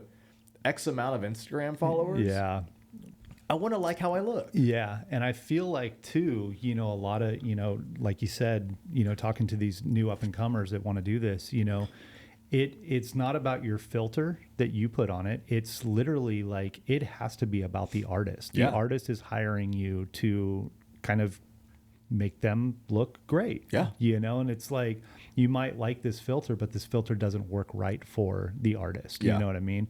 Because you're kind of, like I said, it's like, there's a bridge again. It's like, you're almost creating their brand in a way as well. 100%. You know, not even almost. Yeah. You're either creating it or maintaining it. Yeah, exactly. And, I mean, that's huge important for these people, you know, that are wanting to get into this, to know that for sure. If the artist doesn't look good, nothing else matters. I know, exactly. It's just the truth. Exactly. You know what I mean? And other artists are going to do that. As humans, when we look at pictures of people, we have no choice other than to immediately decide how that person looks in that photo. Yeah. Like that's at least how my brain works. I think that's kind of the human brain. Like, you do that. Yeah. Does it affect my life if you post a bad photo of yourself? No. Right. But if you post a photo and you're like, I'm like, I wouldn't have posted that, but whatever, Jeff, you know? Like, totally. Especially with singers, dude. Like, I mean, like so often I'm like, it looks cool on video, but you take the still and you're like, oh no. Yeah. Like, And there's some artists out there too that are they get very particular on how they're shot, what angle, don't shoot low, don't shoot high. You know, every artist has like kind of a thing that they want, you know? So, I mean, that's important too. Thankful for beards, dude. I know, right? I know. Oh, like, you got a beard? I'm in. Right, exactly. That's so funny. So when you were out with Jake, where were you gear-wise, camera-wise for that? 5D, 24 to 70, 7200, 16 to 35 for photo. And then I was rocking an A7S2. Gotcha. Metabones, same lenses for video. Gotcha. So you did go to Sony then for video. For video, yeah. Yeah. What do you think? What do you think of that? Did you like it? Oh yeah, dude. Yeah. I mean, and that, like, I never truly got the Sony experience because I always was like, man, I can't go spend 10 grand and go full Sony lenses. Right. So I was like Canon with Metabone. So I never had autofocus. Oh, wow. Video from the time I started until like a year and a half ago. Oh, wow. Like, honestly, like, I was just like raw dogging the whole thing, like, you know. But to me, I honestly, I think that's kind of part of what I like stylistically is like sometimes the autofocus stuff, like now it's insane. And there's no point to not use it. But like at the time, there wasn't the eye tracking. It wasn't smooth, man. It was like, and it's like, I wasn't going to go spend $10,000 for a feature that I was going to override manually most of the time anyway. Yeah. So yeah, Sony for video, Canon for photo. I still, like, to this day, Canon lent me some glass at the end of last year for some Morgan stuff that we were doing in London. And they gave me an R3 with their 28 to 70 f2. And I was like, dude, it weighs 100 pounds, but I was like, just give me this one. That 28 to 70 is awesome. It's insane. I have one. I bought one. Insane. I love it. That's my go-to, man. I'm trying to get them to give me one. But it's not going well. They're like, we don't give stuff away. I'm like, give it to me. Right. That lens is amazing. I'll never forget the first time I ever held that lens. John Shearer had one. Yeah. And we were doing CMA Fest when it was at, during the COVID year, when it was at the Ascend Amphitheater. Yep. And I'll never forget seeing John backstage. John and I have been friends for a while. Yeah. And he had that 28 to 70. And I was like, dude, let me just hold it, man. And it was so heavy. So heavy. You know, it's this like, big around. I know. But like the images, man, are unreal, especially concert stuff. Yeah. Because you know how it is, concert stuff. I mean, we have rad lighting every night. You know, we're spoiled that way. You know, and just just how that glass just picks up concert lighting for some reason is just unbelievable. It's incredible. It really is. It's like its own unique look. And especially with like we did some studio stuff when we were in London and like super low light. Oh yeah. And it was like, dude, with the R3, like I was seeing in the dark, dude. Like I'm like, turn the lights off. You know? Do you still have the R3? No. Have you gone to R5 yet? Dude, it was a full loaner. Oh, really? They were trying to get me to buy it, and they sent it, and I was like, cool, I'm down. Like, what can you do? Like, we can give you 25% off. I was like, I'm good. Yeah. I'm all Sony right now. I have no reason to switch. As far as like, I love what I'm working with. It does a great job. The Canon stuff inspires me a little bit more. So you're not using any Canon stuff anymore? Nothing Canon. Really? Yeah. So what Sony cameras do you have? Still the same? A7 IV. The 4 is my primary. How is that? Do you love it? Dude, it's awesome. Like, it's really I've heard. awesome. I do have some banding issues. All of Morgan's lights and most bigger tours lights are all LED. Yeah. So it's kind of that balance of like, Morgan's show is incredibly bright, especially with the pyro. Like, shooting pyro, like, oh yeah, like, dude, we like. I don't like, you see a lot of like artists get pyro and you see like their content come out. I'm like, you got to learn how to shoot pyro. Like Exactly. when we're shooting for big pyro moments, my screen is black. Yep. Like I'm underexposing by like 5 stops. Yep, exactly. It's insane. I know. Carrie has a lot of pyro. Yeah, dude, Yeah. it's like literally for the big W at the end of the Morgan set, like Yeah. I'm underexposing 5 stops. Yep. It is black in Yeah. my viewfinder. Yeah. You know? have to. You have to. Because Other- pyro is so damn bright. Yeah, and like the pyro shots, like if it's just all blown out and white, it's like, oh, cool, you have Yeah, fire. but But when what- you can see those flames and the Yep. like, when it looks like a bomb going off, you're like, that exactly. is the shit. Exactly. I love what you're doing now with your Instagram, with the how you're doing the photos, Dude, thank you. how man. you're editing them. That's really cool. I'm so insecure about all that stuff. Like, But it's cool. it's hard though. for me to do. And the thing is, it's like if anybody's in this deep in this right now, it's like go look at his Instagram where he dives into, you literally tell exactly how you're editing the photo and how you're Yeah. color grading the photo. Yeah. That's huge, dude. Not a Yeah. lot of people do. I mean, people do that, but not a lot of people in our world do that. The way in the that- country world. The way that I try to look at it is like, the way I edit the photo isn't how I got where I am. Like Right. I tell people all the time, like I got where I am because of who I am, not because of what I do. Yeah. Like I feel like, people always say like, it's the hang. It is Yeah. though, Oh, dude. yeah. It's the hang. Yeah. Man. Like Yeah. if I was a goober, Yeah. I wouldn't Yeah, be shooting exactly. for the biggest artists in the It's format. true. It's you know? totally true. Totally true. Like I wouldn't have gotten to check all these stadiums off my list. Yeah. Like this year, like we're going to Tampa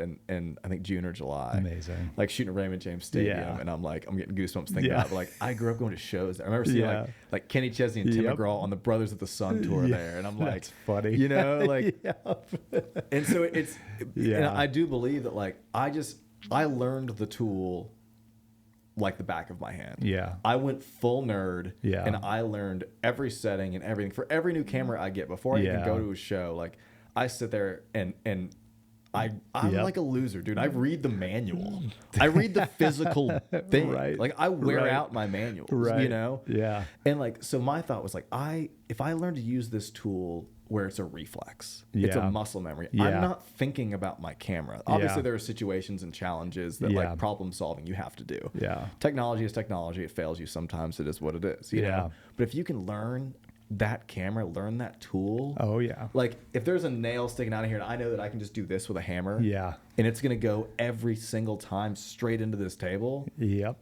then I can sit here and talk to you and do that. Yep. So I've been able to just like have conversations, be in rooms, be in environments, be a good hang. You know, Yep. if they're drinking beer, I'm drinking beer. Yeah. If they're not, I'm not. Yeah. You know what I mean? Like, Yeah. so just fitting in Yeah. and hanging out and knowing your place, like knowing when to talk, when not to Yep. talk, what conversations to look like you're engaged, and I'm always Yeah. engaged. Yeah. But like what conversations to pretend like you're not paying attention, Yeah. and when to just sit on your phone and do nothing. Like Yeah. that It's stuff so to me, true. It's so true. because dude, you look at so many of these incredible photographs Mm-hmm. from, especially look at like 60s, 70s rock and roll. Yeah. A lot of these photographs, if you sit there and go on YouTube and go composition rules, exposure rules, what do you have? All these rules, like they break them all. Oh yeah. But that's Yeah. the photo of, John Lennon doing whatever he was doing. Like Yeah. that's the photo Those of that the moment. iconic ones. That's the only one that Iconic. exists. Yeah. But you're right.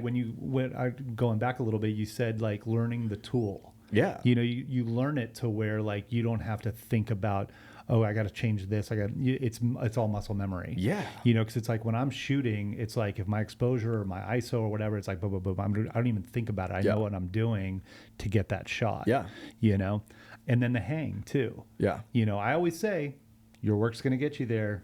Your relationships are going to keep you there. Of course. If you're cool, you're in this business. Your network is your net worth. Yeah, exactly. It's so Right. cheesy, but it's Right. true, man. It's so true. It's so true.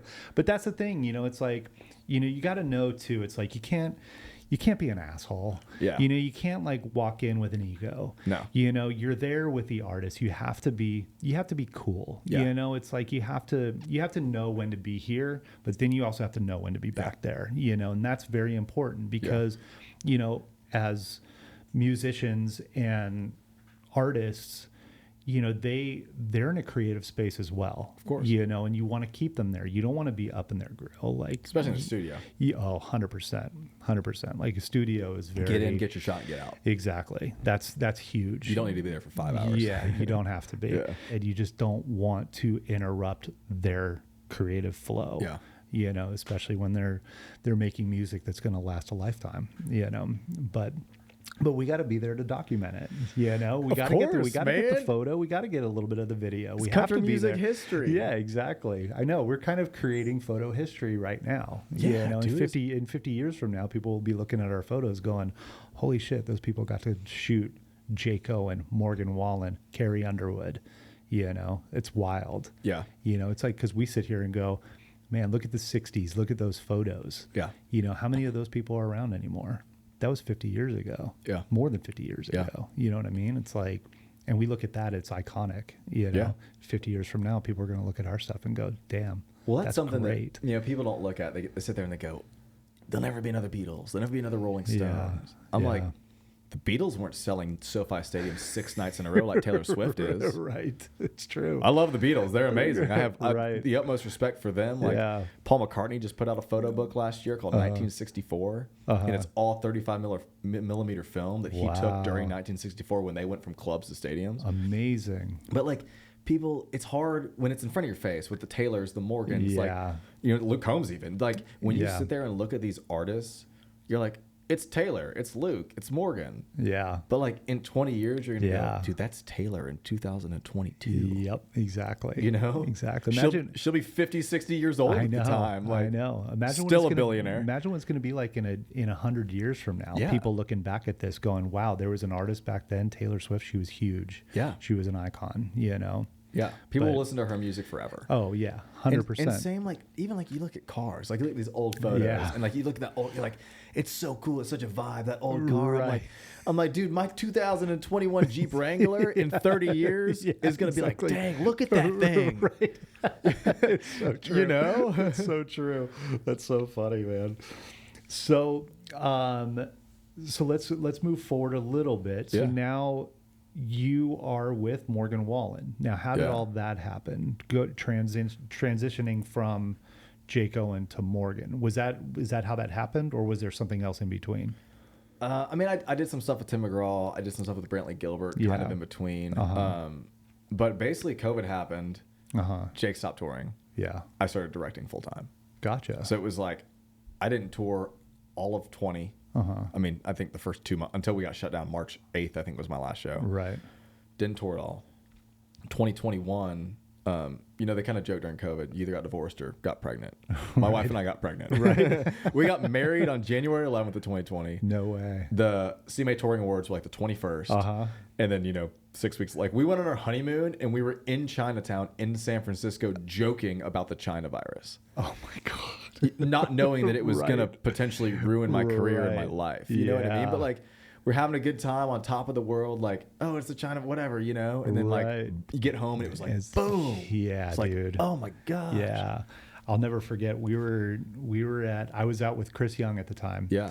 And we were doing the Houston Rodeo. Hell yeah. And I'll never forget, we were sitting backstage and it was like tour manager, me, assistant tour manager and all that.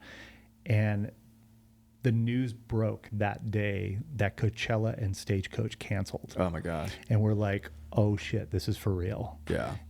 And we did the Houston Rodeo and we went home that night. And the next day they canceled the whole Houston Rodeo.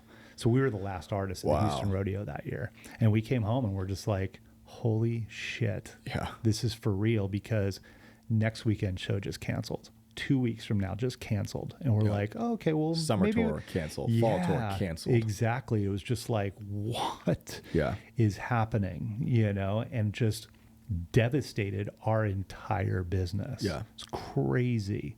You never would have thought, doing this for so long, you never would have thought that there was anything that could actually shut down the touring industry. No, not like that. Nothing. That was crazy, man. Like it really, I mean, kind of sent me into a little bit of a, I don't want to get super deep on it, but like sent me in just like mental health spiral where you're just like, you're questioning everything you've done, everything you've worked for. And you're like, you're like, what do I do now? Exactly. Am I still a photographer if my know. industry doesn't exist? I know. It's true. You know? It's true. We had to shift. We had to Yeah. shift a little bit creatively To direct it. And speaking, I was going to say, speaking of that, Yeah. What did you do directing wise after when COVID hit or after that? It started with late night TV, daytime TV, like performances, like live streams. Yeah. And it just kind of took off from there a little bit. We did some really cool stuff. Like the directing thing was a little bit easier because everyone's COVID testing. Like, so if you COVID test positive, you're not on set. Yeah. You can still have 20, 30 people on a set and still shoot as long as everyone tested negative and didn't have symptoms and all that stuff. So I did that all of 2021. Even like coming into 2022, I was pretty much doing that like full time. An artist named Larry Fleet, who actually met through Jake. Jake kind of discovered him, like literally he was playing in a corner at a wedding reception, and Jake saw him, was like, "You need to be an artist." Wow. He ended up getting a deal with Big Loud. So I kind of picked up touring, did some stuff with Jake in 2022, did some stuff with Larry in 2022, and then 2023 rolled around, and so I'll rewind back to fall of 2018 with Jake Owen. A guy named Morgan Wallen is the first of 3 on Jake's fall arena tour, the Life Is What You Make It tour. Wow. It was him, David Lee Murphy, and Jake. Wow. And Morgan and I hung out a lot, got along. He was on Jake's bus. We'd all drink and party, and we had a really good time on that tour, you know? Yeah. The end of that tour comes around. Lloyd Norman from Big Loud calls me again, and he's like, "Hey, dude, Morgan needs like a guy. Do you know anybody?" And I was like, "Yes, I do. His name is David Lair, and he works for Low Cash."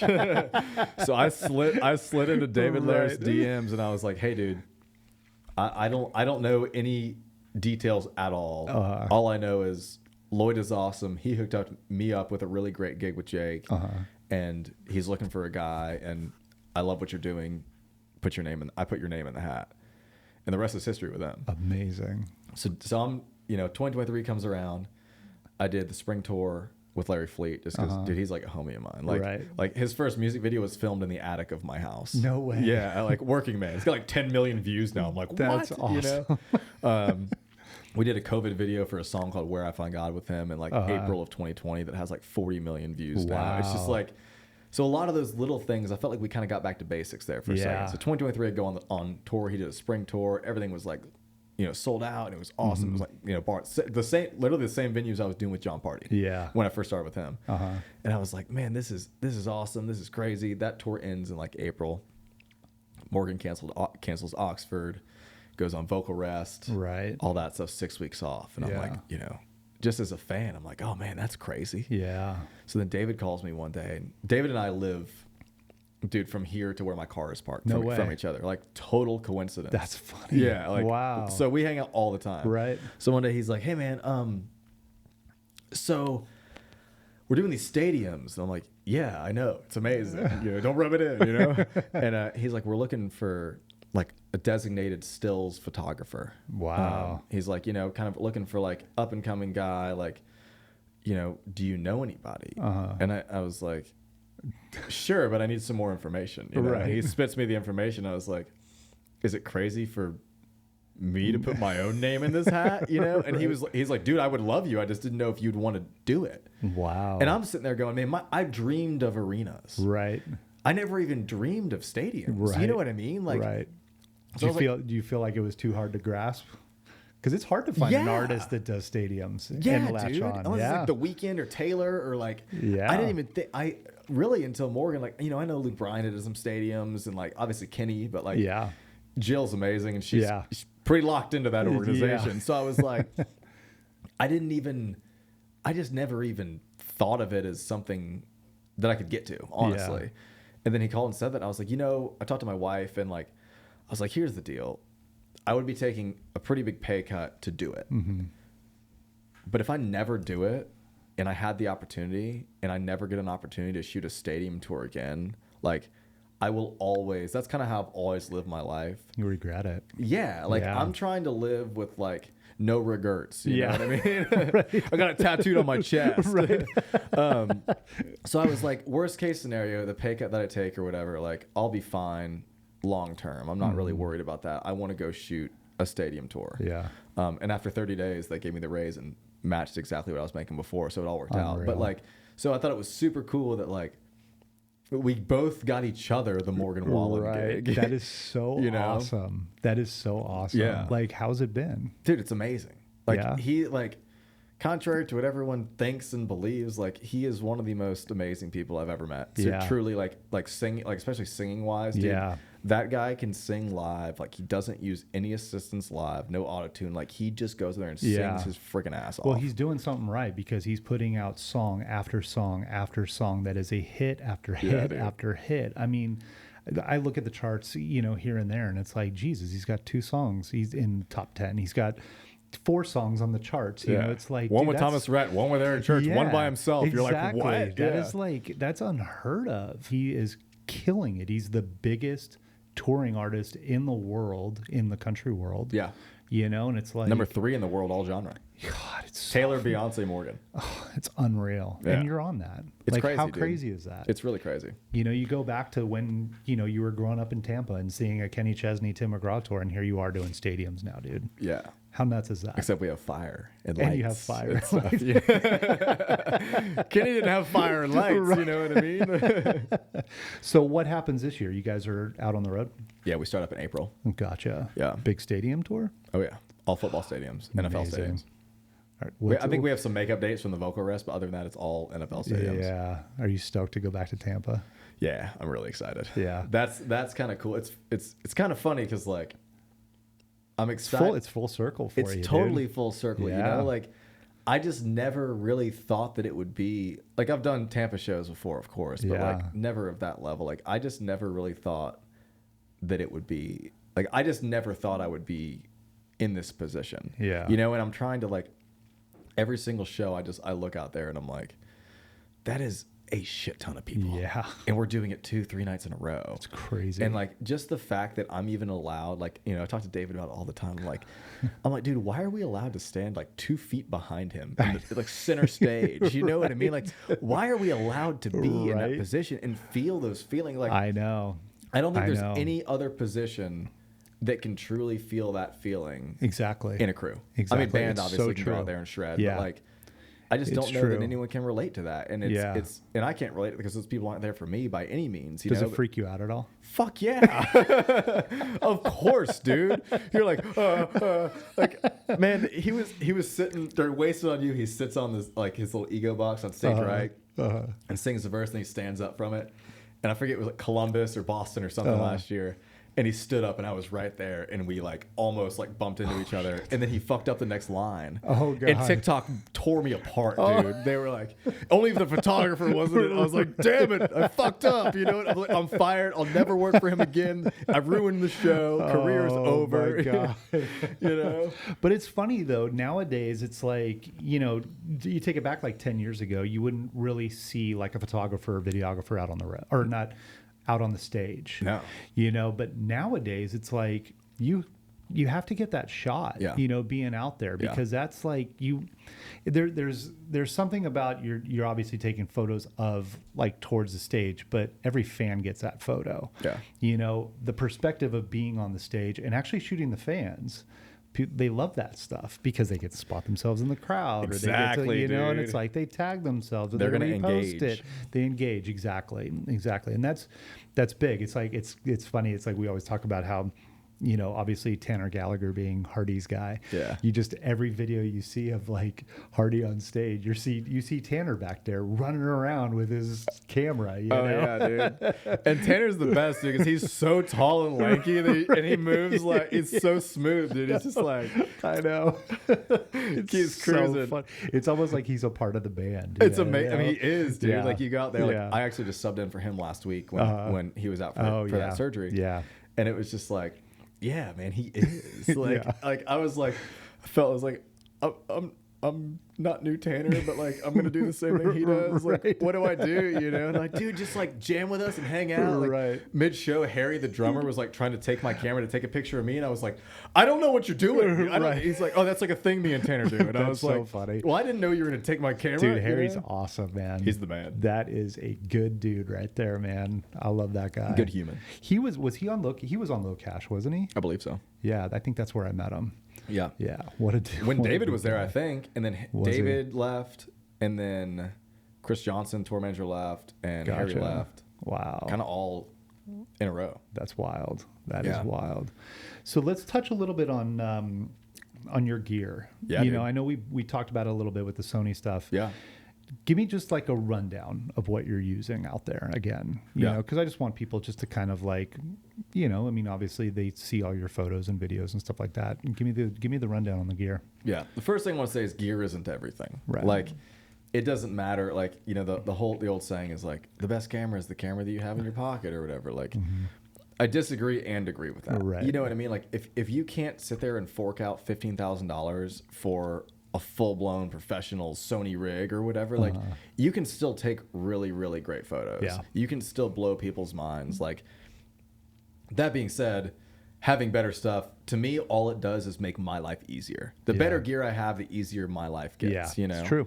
It's very true. So I am full Sony right now. I mean, I have Leicas kind of that I use like for my kid and for fun, really. Yeah. What do you have Leica-wise? I have a Q2 monochrome, and I have an SL2S. Nice. Which is like their DSLR, or not their DSLR, they're mirrorless. Gotcha. I still say DSLR. I have a Q2, and I always say that I don't use it as much as like I should. Dude, leave it on your kitchen counter. It's so, I know. I'm serious. Yeah, it's incredible. I love that camera so much. I took it out with us for our vacation, and just the photos of my wife's like, why don't you take more photos with this? You know, it's such a great camera. My wife, no joke, if I sit there and put a Sony or a Canon or a Fuji or whatever photo, put the exact same photo shot on one of my Leicas, every single time she goes, that one. And it's always the Leica. And I don't know what it is. I don't know why. I know. It just does a thing. There's something about it, man. There's I don't know. And it feels good. It feels good. It's small. You're like, and it's so quiet. And that's what John Shearer says. Yeah. You know John. He uses the Q3 now all the time. Oh, yeah. And all his shots, he says that he loves it because it's discreet. Yeah. You know, you could get in there and you could just and nobody will ever know. Literally. You know. That's what's so great, and that's what's so great about his shots. All his shots are such moments, you know. Well, he learned under Jim Marshall, who's like, did he? The best ever. Really? Yeah, you know. That's awesome. But yeah, I mean, dude, the Q2, obviously, that's my everyday carry. Yeah. Like it's in my car right now. I always have that camera on me. Yeah. Just like, I love black and white. I'm actually colorblind. Oh, wow. Crazy thing. So like black and white is like, that's like my shit because I don't have to think about the colors. Wow. Yeah. You're colorblind and you're a photographer. That's what everybody says. Yeah. That's crazy. Yeah. Wow. I didn't know that, dude. Thankful for auto white balance.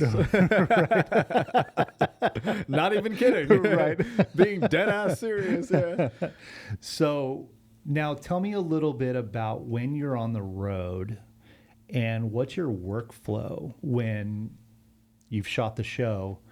Because everybody's is different. Yeah. Like, do you have to get photos turned in like immediately after a show? Yeah. And what kind of software do you use and all that stuff? So for Morgan, there's a thing called Event Shop that a guy named Spencer Combs, who was tour photographer for a while, now owns Event Shop. So we have to get photos in as soon as possible, just because. Right. So Event Shop, they put a QR code on the video walls before and after the show. Gotcha. Fans scan it, takes their information. And then we send photos to Event Shop that Morgan approves, you know, as soon as possible. Right. And then those people that scan that, as soon as Morgan approves photos, we upload them to Event Shop. It sends a blast out to those people, and they can buy T-shirts with those photos on, like, the next morning. Brilliant. So we have to turn stuff around really fast with Morgan. Wow. For that reason. So you could get T-shirts made of a shot that you shot the night before. Like the next morning, you can get on Event Shop and you can go spend $40 or whatever it is and buy a T-shirt of a photo that David or I took 12 hours before. That's unbelievable. I've never heard that. Dude, you should have Spencer Combs on here. Wow. He's amazing. That is awesome. He's what also a great the best idea. hang ever. Really? Yeah. Wow, man. That's wild. So what do you edit in? I'm all Adobe. So Lightroom. Yeah. Gotcha. Well, Lightroom. I sort everything in Bridge, which most people don't even know what Bridge is. Right. But it's a culling software. Yeah. And it's great. And it builds high quality previews really fast. Right. You fly through them, mark them with my rating system or whatever. then take those selects into Lightroom. From there, I'll break it down. Like some photos, I mean, dude, Morgan's lighting is so good out there. Yeah. That, like a lot of the times, like we're not doing a lot. Yeah, we're very lucky on the big production tours that we have great lighting out there. You always have 2 beautiful daylight spotlights slamming them. Yeah. And if you don't, then you have these cool color washes for super vibey stuff. So I take everything into Lightroom. I'll do 75% of everything in Lightroom. Then I take all of those photos, bring them into Photoshop. Gotcha. And once I get them into Photoshop, spot removal, clean up. You know, like there's water bottles on stage and that stuff. I use generative fill, take all that kind of stuff out. I mean, dude, that's incredible. Yes, it is. You know, it's amazing. Like, there's a thong on stage. I'm like, gone. I know. You know?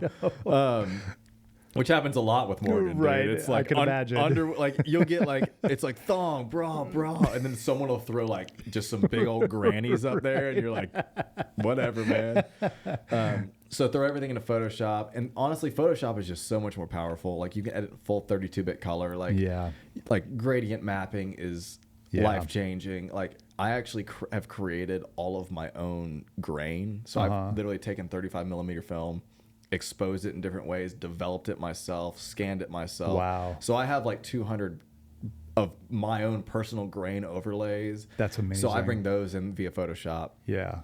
And just give something, because a lot of times, like, some of those photos are so clean. I mean, Dave and I are shooting at like 1,000 shutter speed. Yeah. You know, f2 2.8.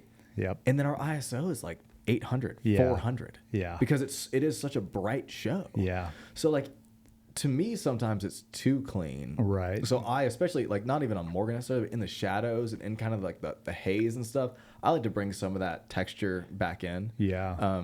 And I mean, Lightroom's grain just doesn't do it for me. Yeah. Yeah, I agree. You know, and Photoshop's just more powerful. Yeah. And then luckily with, Adobe, it's all linked. So just Command S, puts it right back into Lightroom. Yeah. Send it out in, high res and low res. How long does it take you every night to do all that? Hours. Yeah. We're up late. Yeah. I mean, if the show ends at, let's say it's 9 to 11, the show, I bet we're done by like 2 or 3. Yeah. We each try to send, like David leans heavier into video and I lean heavier into photo. Yeah. For the sake of not having to choose. Because that's the thing, when you're doing photo and video, man, a moment happens. And like, how many times have you been like, you missed the moment because you didn't decide whether to take photo or video? Yeah, it's so true. And if you take photo, the artist wants video. You take video, the artist wants photo. So You're like, true. Oh. So true. We have a crazy luxury of having both of us out there. So that's any amazing. moment, I choose photo, he chooses video. Yeah. So I usually turn in like 50-ish photos. David will turn in like 25. So we send Morgan somewhere between 50 and 100 a night. Nice. I mean, he just, boom. Yep. Boom. Yeah. David actually built a whole website for him to like do favorites and approvals and everything. Oh wow, that's cool. Yeah, I do the same thing on Carrie. I turn in about 40 to 50 a night, and I'm editing right after the show. Yeah, you have to. Because that's when our job kind of starts. Yeah. Like I said, it's like we have the fun shooting the show, but then here's our job. Now we have to edit through everything and do selects. You know, but yeah, it takes me about 2 hours to go through them all. How many do you fire off a night, photo-wise? I want to know. Not as many as you would think. And I shoot all day. Like I get up, I have a kid, I have another kid on the way. So like 7 a.m. Like if I'm not awake by 7:30, like I'm either incredibly hungover or something's wrong. Right. You know what I mean? Right. So like if I stay up till 2, I'm still waking up at 7. Yeah, so that's like, how I am too, dude. And then after 3 or 4 days on the road, I get home and I'm like, oh my gosh, I'm a zombie, But then you get home and the kid's there and you're like, what's up, dude? You gotta like turn it back on. It's like, oh my gosh. He goes to school on Monday and like Monday mornings, afternoons, I'm just like, I fire off show and all day with like crew and band and stuff like. Anywhere from like 750 to like I don't really ever go over like 1500. Yeah. It's funny, everybody's different. Yeah. Where David's like, dude, I barely shot any photos tonight. And I'm like, cool. And he's like, yeah, I shot 1200. And I'm like, what? You know what I mean? Right. But he shoots with an A7S III. Yeah. So it's so much easier for him to just go and shoot 20 photos on like a high burst. Yeah. And even culling them whereas his files are like 25 to 40 megabytes. The A7 full resolution, dude, those raw files are like 70 megabytes. Yeah. You I know? love his explanation too, because we were talking about like the color difference between like Canon and Sony. Yeah. And he takes all his Sony files and puts them in Capture One. Yeah. And does like a fix. Yeah. Because of like the greens, you know, Yeah. and a Sony and stuff, you know. Oh, and him and I had some back and forth. So he tried to get me in Capture One. I'm like, dude, I'm just not gonna do it. Right. I'm just not like. I tried. I downloaded it. Yeah. I did it, and I was like, man, and it's hard for me with the color thing in my eyes. Yeah. Like, I have no idea. Like, I've never seen the color green. Wow. I have that's no so idea what he's wild. talking about. That is so wild, You know? man. That's crazy. I use Capture One for more photo shoot stuff. You know, Tethering. Yeah, exactly. But Lightroom, obviously, for editing and cataloging. Yeah. You know, it's just that's my go-to on the road. Yeah. You know, because it's quick. I know it. I've used it for so long. You know, so it's easy for me. But In Capture One, to me, like, the colors might be better, but like, I'm doing all my colors in Photoshop anyway. yeah, You know, and I hope David sees this. I hope you see this. Yeah. But like, I find so many glitches in Capture One when I tried to switch and tried to use it that like, it just didn't do what I couldn't get it Yeah. to do what I needed or wanted to do. But that's what's so cool about gear and about workflow and about Yeah. stuff. It's like, it's different for everybody. Exactly. Another thing with Capture One that drove me crazy, when you rate a photo like 1 to 5 or whatever, it doesn't put it in the raw metadata.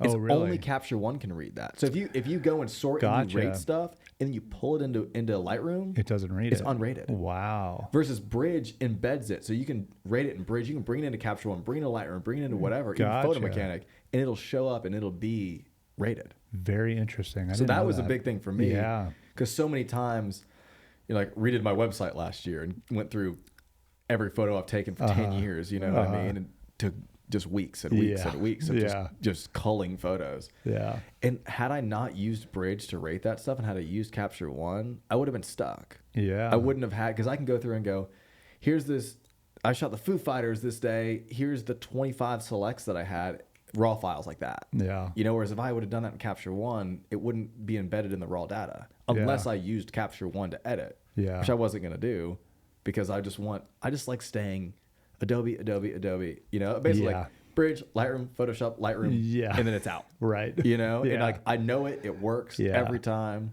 I know all the keystrokes, you Yep. know, Yep. shortcuts, I guess. Tell me, it's funny. I saw the photo of Dave Grohl, Yeah. Foo Fighters. Yeah. Did you get to shoot him? At a festival, Hangout Festival. Yeah, dude, that photo's like 8 years old. Let me tell you something. If the Foo Fighters ever reached out to me to go on tour with them, I would drop everything and go. Dude, one of my favorite photographers, his name is Dustin Rabin or Rabin. I don't know how to pronounce his last name, but I emailed him like 10 years ago. I was like, I love what you're doing. And he emailed me back like immediately. And I've emailed him like every 2 years since. I mean, like just updating him on my career and my life. Is that their photographer? He's shot, like him and Dave know each other from like Nirvana days. Wow. But he's like Dustin Rabin, dude. He's amazing. He's like, Wow. he just, for whatever reason, like, dude, his black and white stuff, he just does funky shit. I'm like, Right. it's dope. You know what I mean? But like, I'm like, dude, because I feel the same. Yeah. Foo Fighters, Red Hot Chili Peppers. Oh man, Dude, if I would like, I love you, Morgan, but Yeah. if the Red Hot Chili Peppers called, I'm gone. You know? Right. I don't know. There's something about like just like the rock acts. Yeah, dude. I would love to go out and do a rock tour. Yeah. You know, Go to a never- Hardy tour. Have Tanner let you shoot some shows, dude. It was funny. I got to it.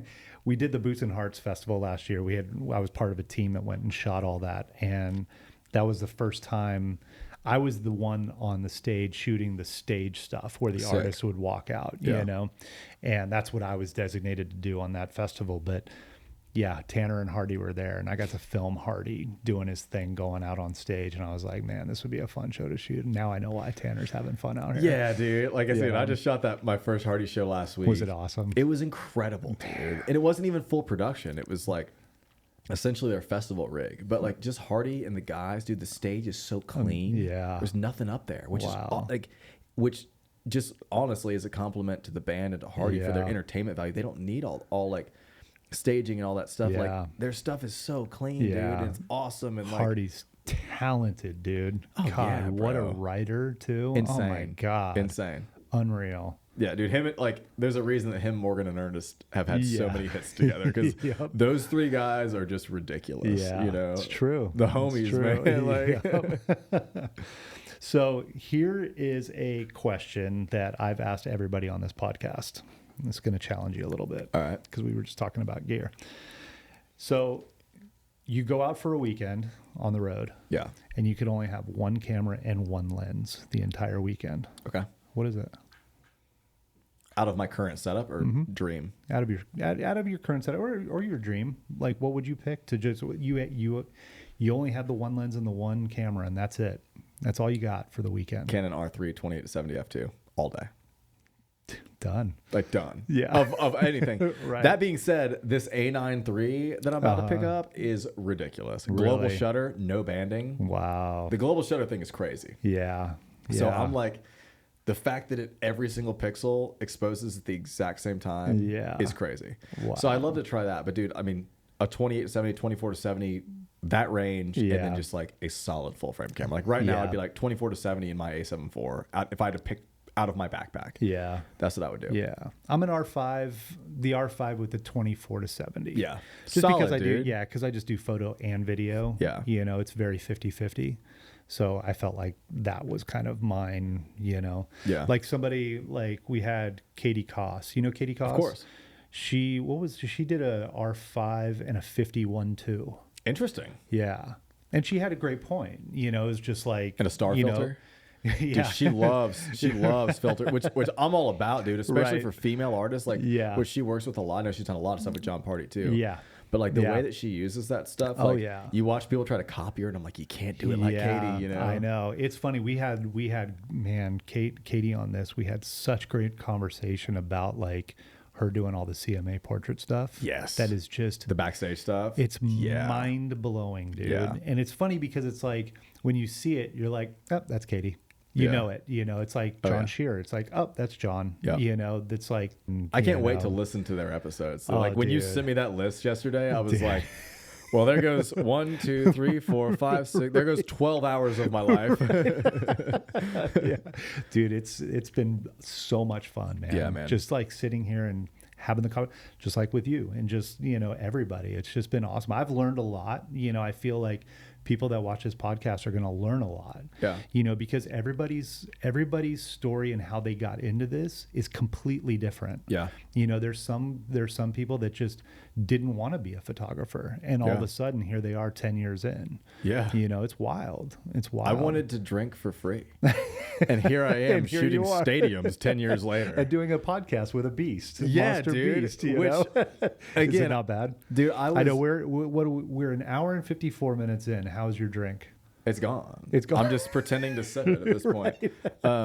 I used to drink like 5 Monsters a day back in like 2012. And I just like, it didn't do what I needed it to do. And I cut out caffeine. Yeah.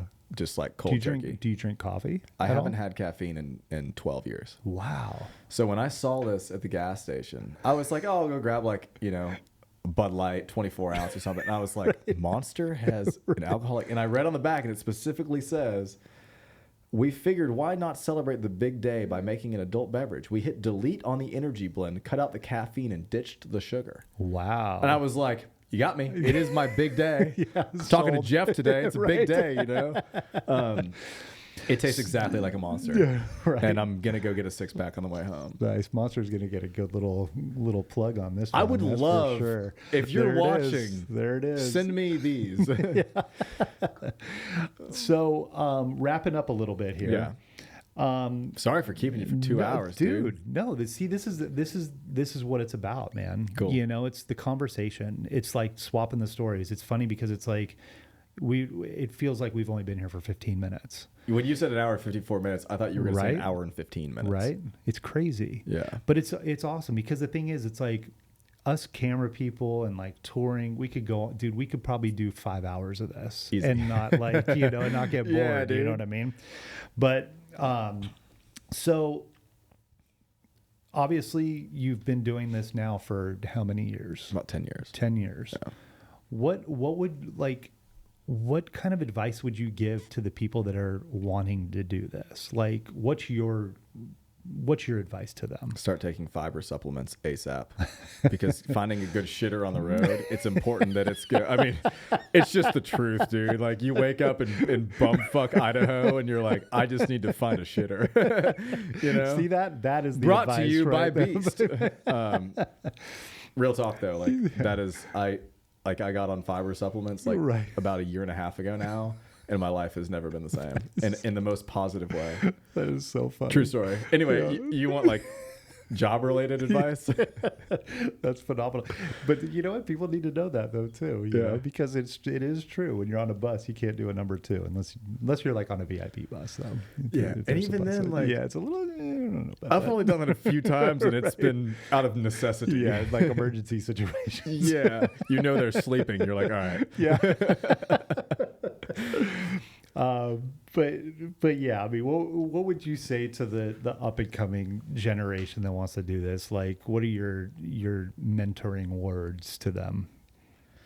I struggled with this for a while, but I just feel like it's really hard to not look at other people's work, and instead of finding inspiration from that, finding discouragement from that. Looking at something and going, oh, man, this guy's shooting this. I'll never be able to do that. Look at that photo that they took of them. Or like, you know, especially like, dude, how many times have you taken photos or taken a video for artists and then they don't post it? Right. And you're like, oh my God, it's because it sucks. A lot of times that's not the case. A lot of times it's a timing thing. Like, I've had situations where I'm like, man, they must hate that photo. Like, they haven't put it anywhere, done anything with it. And it's like, we actually loved it so much we were waiting to hear back from New York Times on how they were going to use it. And you're like, oh my God, okay. Yep. You know, so like there's so many times where I feel like when you look at other people's work, when you look at the people around you, instead of worrying about their work being better than your work, if you truly believe that, call them and go, how do you do what you do? Collaborate with them. Yeah. Like, don't worry about the competition, worry about the collaboration. Yeah. And that's the same thing, like, you know, my buddy Danny Halprin does front of house for Larry Fleet. He actually told me like a couple weeks ago when I was starting to do those editing things, I was like, man, like, you know, I kind of feel a little bit like I can't give too much away. And he was like, why not? He's like, you don't have the Morgan Wallen gig because of the way you edit. Right. He's like, you have the Morgan Wallen gig because you worked your ass off for 10 years. Yeah. And because you were like, the hang, like all that is so important. Yep. You know what I mean? Yep. And so to me, like, and again, I struggled with that for a while. But like, you got to put the ego aside and go, like, instead of worrying about that person being better than you, go, what can I learn from that person? Exactly. Like, dude, I've learned so much from every single person on that list of guests. Yeah. Seriously. I've learned from Rachel, Tyler, Daniel, David, John, Tanner. Like, I've learned something from everybody. Yeah. Did I learn the whole process from everybody? No, but you learn this piece from this person, this piece from this person, this piece from this person. Put together your own puzzle, and all of a sudden you go, wow, look at what I've created, you know? Yep. And I'm still learning, man. Like, Yeah. there's a photographer named, I don't know how to pronounce his last name, but it's Daniel, Daniel McDangbang or something. Like, I'm not even kidding, dude. Like, Right. but he has like, he's kind of like a Instagram photographer, like, but man, his tone and his color is incredible. And I just straight up was just like, dude, what are you doing? Right. And he's like, he's changed my game with like some different tools in Photoshop to use and stuff. And I was like, oh my gosh, man. And like, I could have easily sat there and been like, I'm Morgan Wallen's photographer. That guy should learn from me. But like, no, dude, like what he's doing is dope. It doesn't matter who you're shooting. Yeah. If your shit is awesome and you're cool to be around, it'll work. Just put in the time. Yep. You know, like they say, like 10-year town or whatever. And I believe it's for what we do. I believe if you work hard enough and you hang hard enough and you put out enough work and you like really bust your ass, I think it's like a 5-year town. Oh yeah. For what we do. You know? Maybe even shorter than that. Yeah. You know? You know, I don't want to get anyone's hopes too high, you know? Yeah. Because it is difficult, man. And there are a lot of fake people. There's a lot of bullshit. Yeah. There is a lot of like, it's true. yeah, man, totally. We'll keep your name. Like, you know how many, we'll keep your name on file. Yeah. Never called me. Talk is cheap. But you know who did? Yeah. Lloyd Norman got me the Jake gig. If I never got that Jake gig, I never would have met Morgan Wallen in the fall. Yeah. I never would have met David Lair. I never would be where I am today without that call from Lloyd and without that Jake gig. Yeah. You know? And it's true too. Like you say, it's like you know, some people too, you know, they're looking into getting into this. making those contacts with managers that have like an umbrella of artists is huge, because it's like you could go work for one and then you could go work for the other. That's how I was in the beginning of my career. Yeah. I was doing a lot of work with Gary Borman's artists, which was Keith Urban, Faith Hill, Lady Antebellum. Yeah. It's like that's key too. You know, Absolutely. It's like you have to know the managers. You have to like get in good with them as well. And don't be afraid of them. Like, exactly. Closed mouths don't get fed. Yeah. Ask for something. They're people too. They're just like us. So are the artists. So are the artists. Yeah. And that's the thing that I think has set apart everybody on that list that you sent me that you've had on, including yourself. Like, you have to understand that the artists are human. Yeah. Everyone is, not everyone, but like a lot of people are intimidated or almost afraid, or like, if your gut tells you something, just follow it and just go do it. If your gut is like, I kind of want to ask the artist, go ask the artist, go talk to the artist. Like, you know, unless it depends who you're working for, I guess. But like in my situation, like in David's too, like Morgan Wallen pays us. Yeah. We listen to him. Yeah. You know what I mean? Yep. If the label is paying you, you listen to the label. Yeah. If management is paying you, you listen to management. It's true. It's very true. So it's like you got to realize who your client is. Yep. And just trust your gut on that stuff. But I feel like if you can just rule out competition, instead bring in collaboration. Yeah. If you can trust your gut and just be nice to everybody and put your ego aside, that will go miles. Yeah. Dude, I totally agree with that. The whole collab thing is such a big thing, man. Dude, I love shit that. like this. Yeah. If I was like, well, Jeff, like, fuck that guy. Like, I'm not going to go on his podcast. What am I going to go tell him my secrets so we can steal them? Right.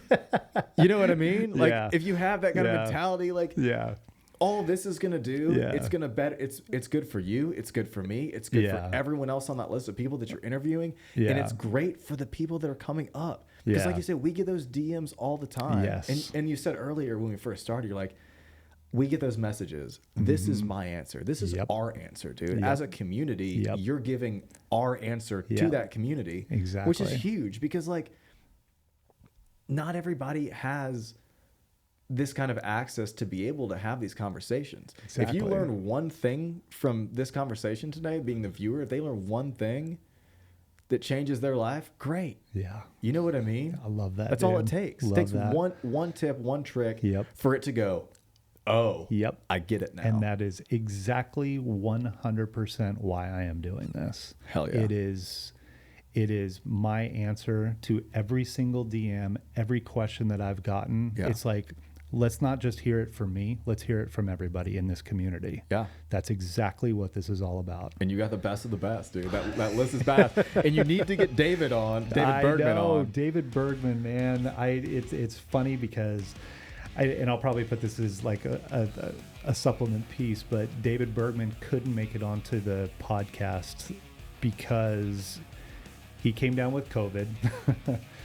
Sorry. 4 years later. Yeah. But he couldn't make it on the podcast, which he will definitely have him on at some point, you know, for sure. But dude, thank you so much for coming in, man. This has been awesome. And I love that I've been able to learn more about you too, dude. Seriously. Vice versa, man. So great. Let's collab, dude. Dude, collab, bro. Come on. Let's do it. Hell yeah. Thanks, brother.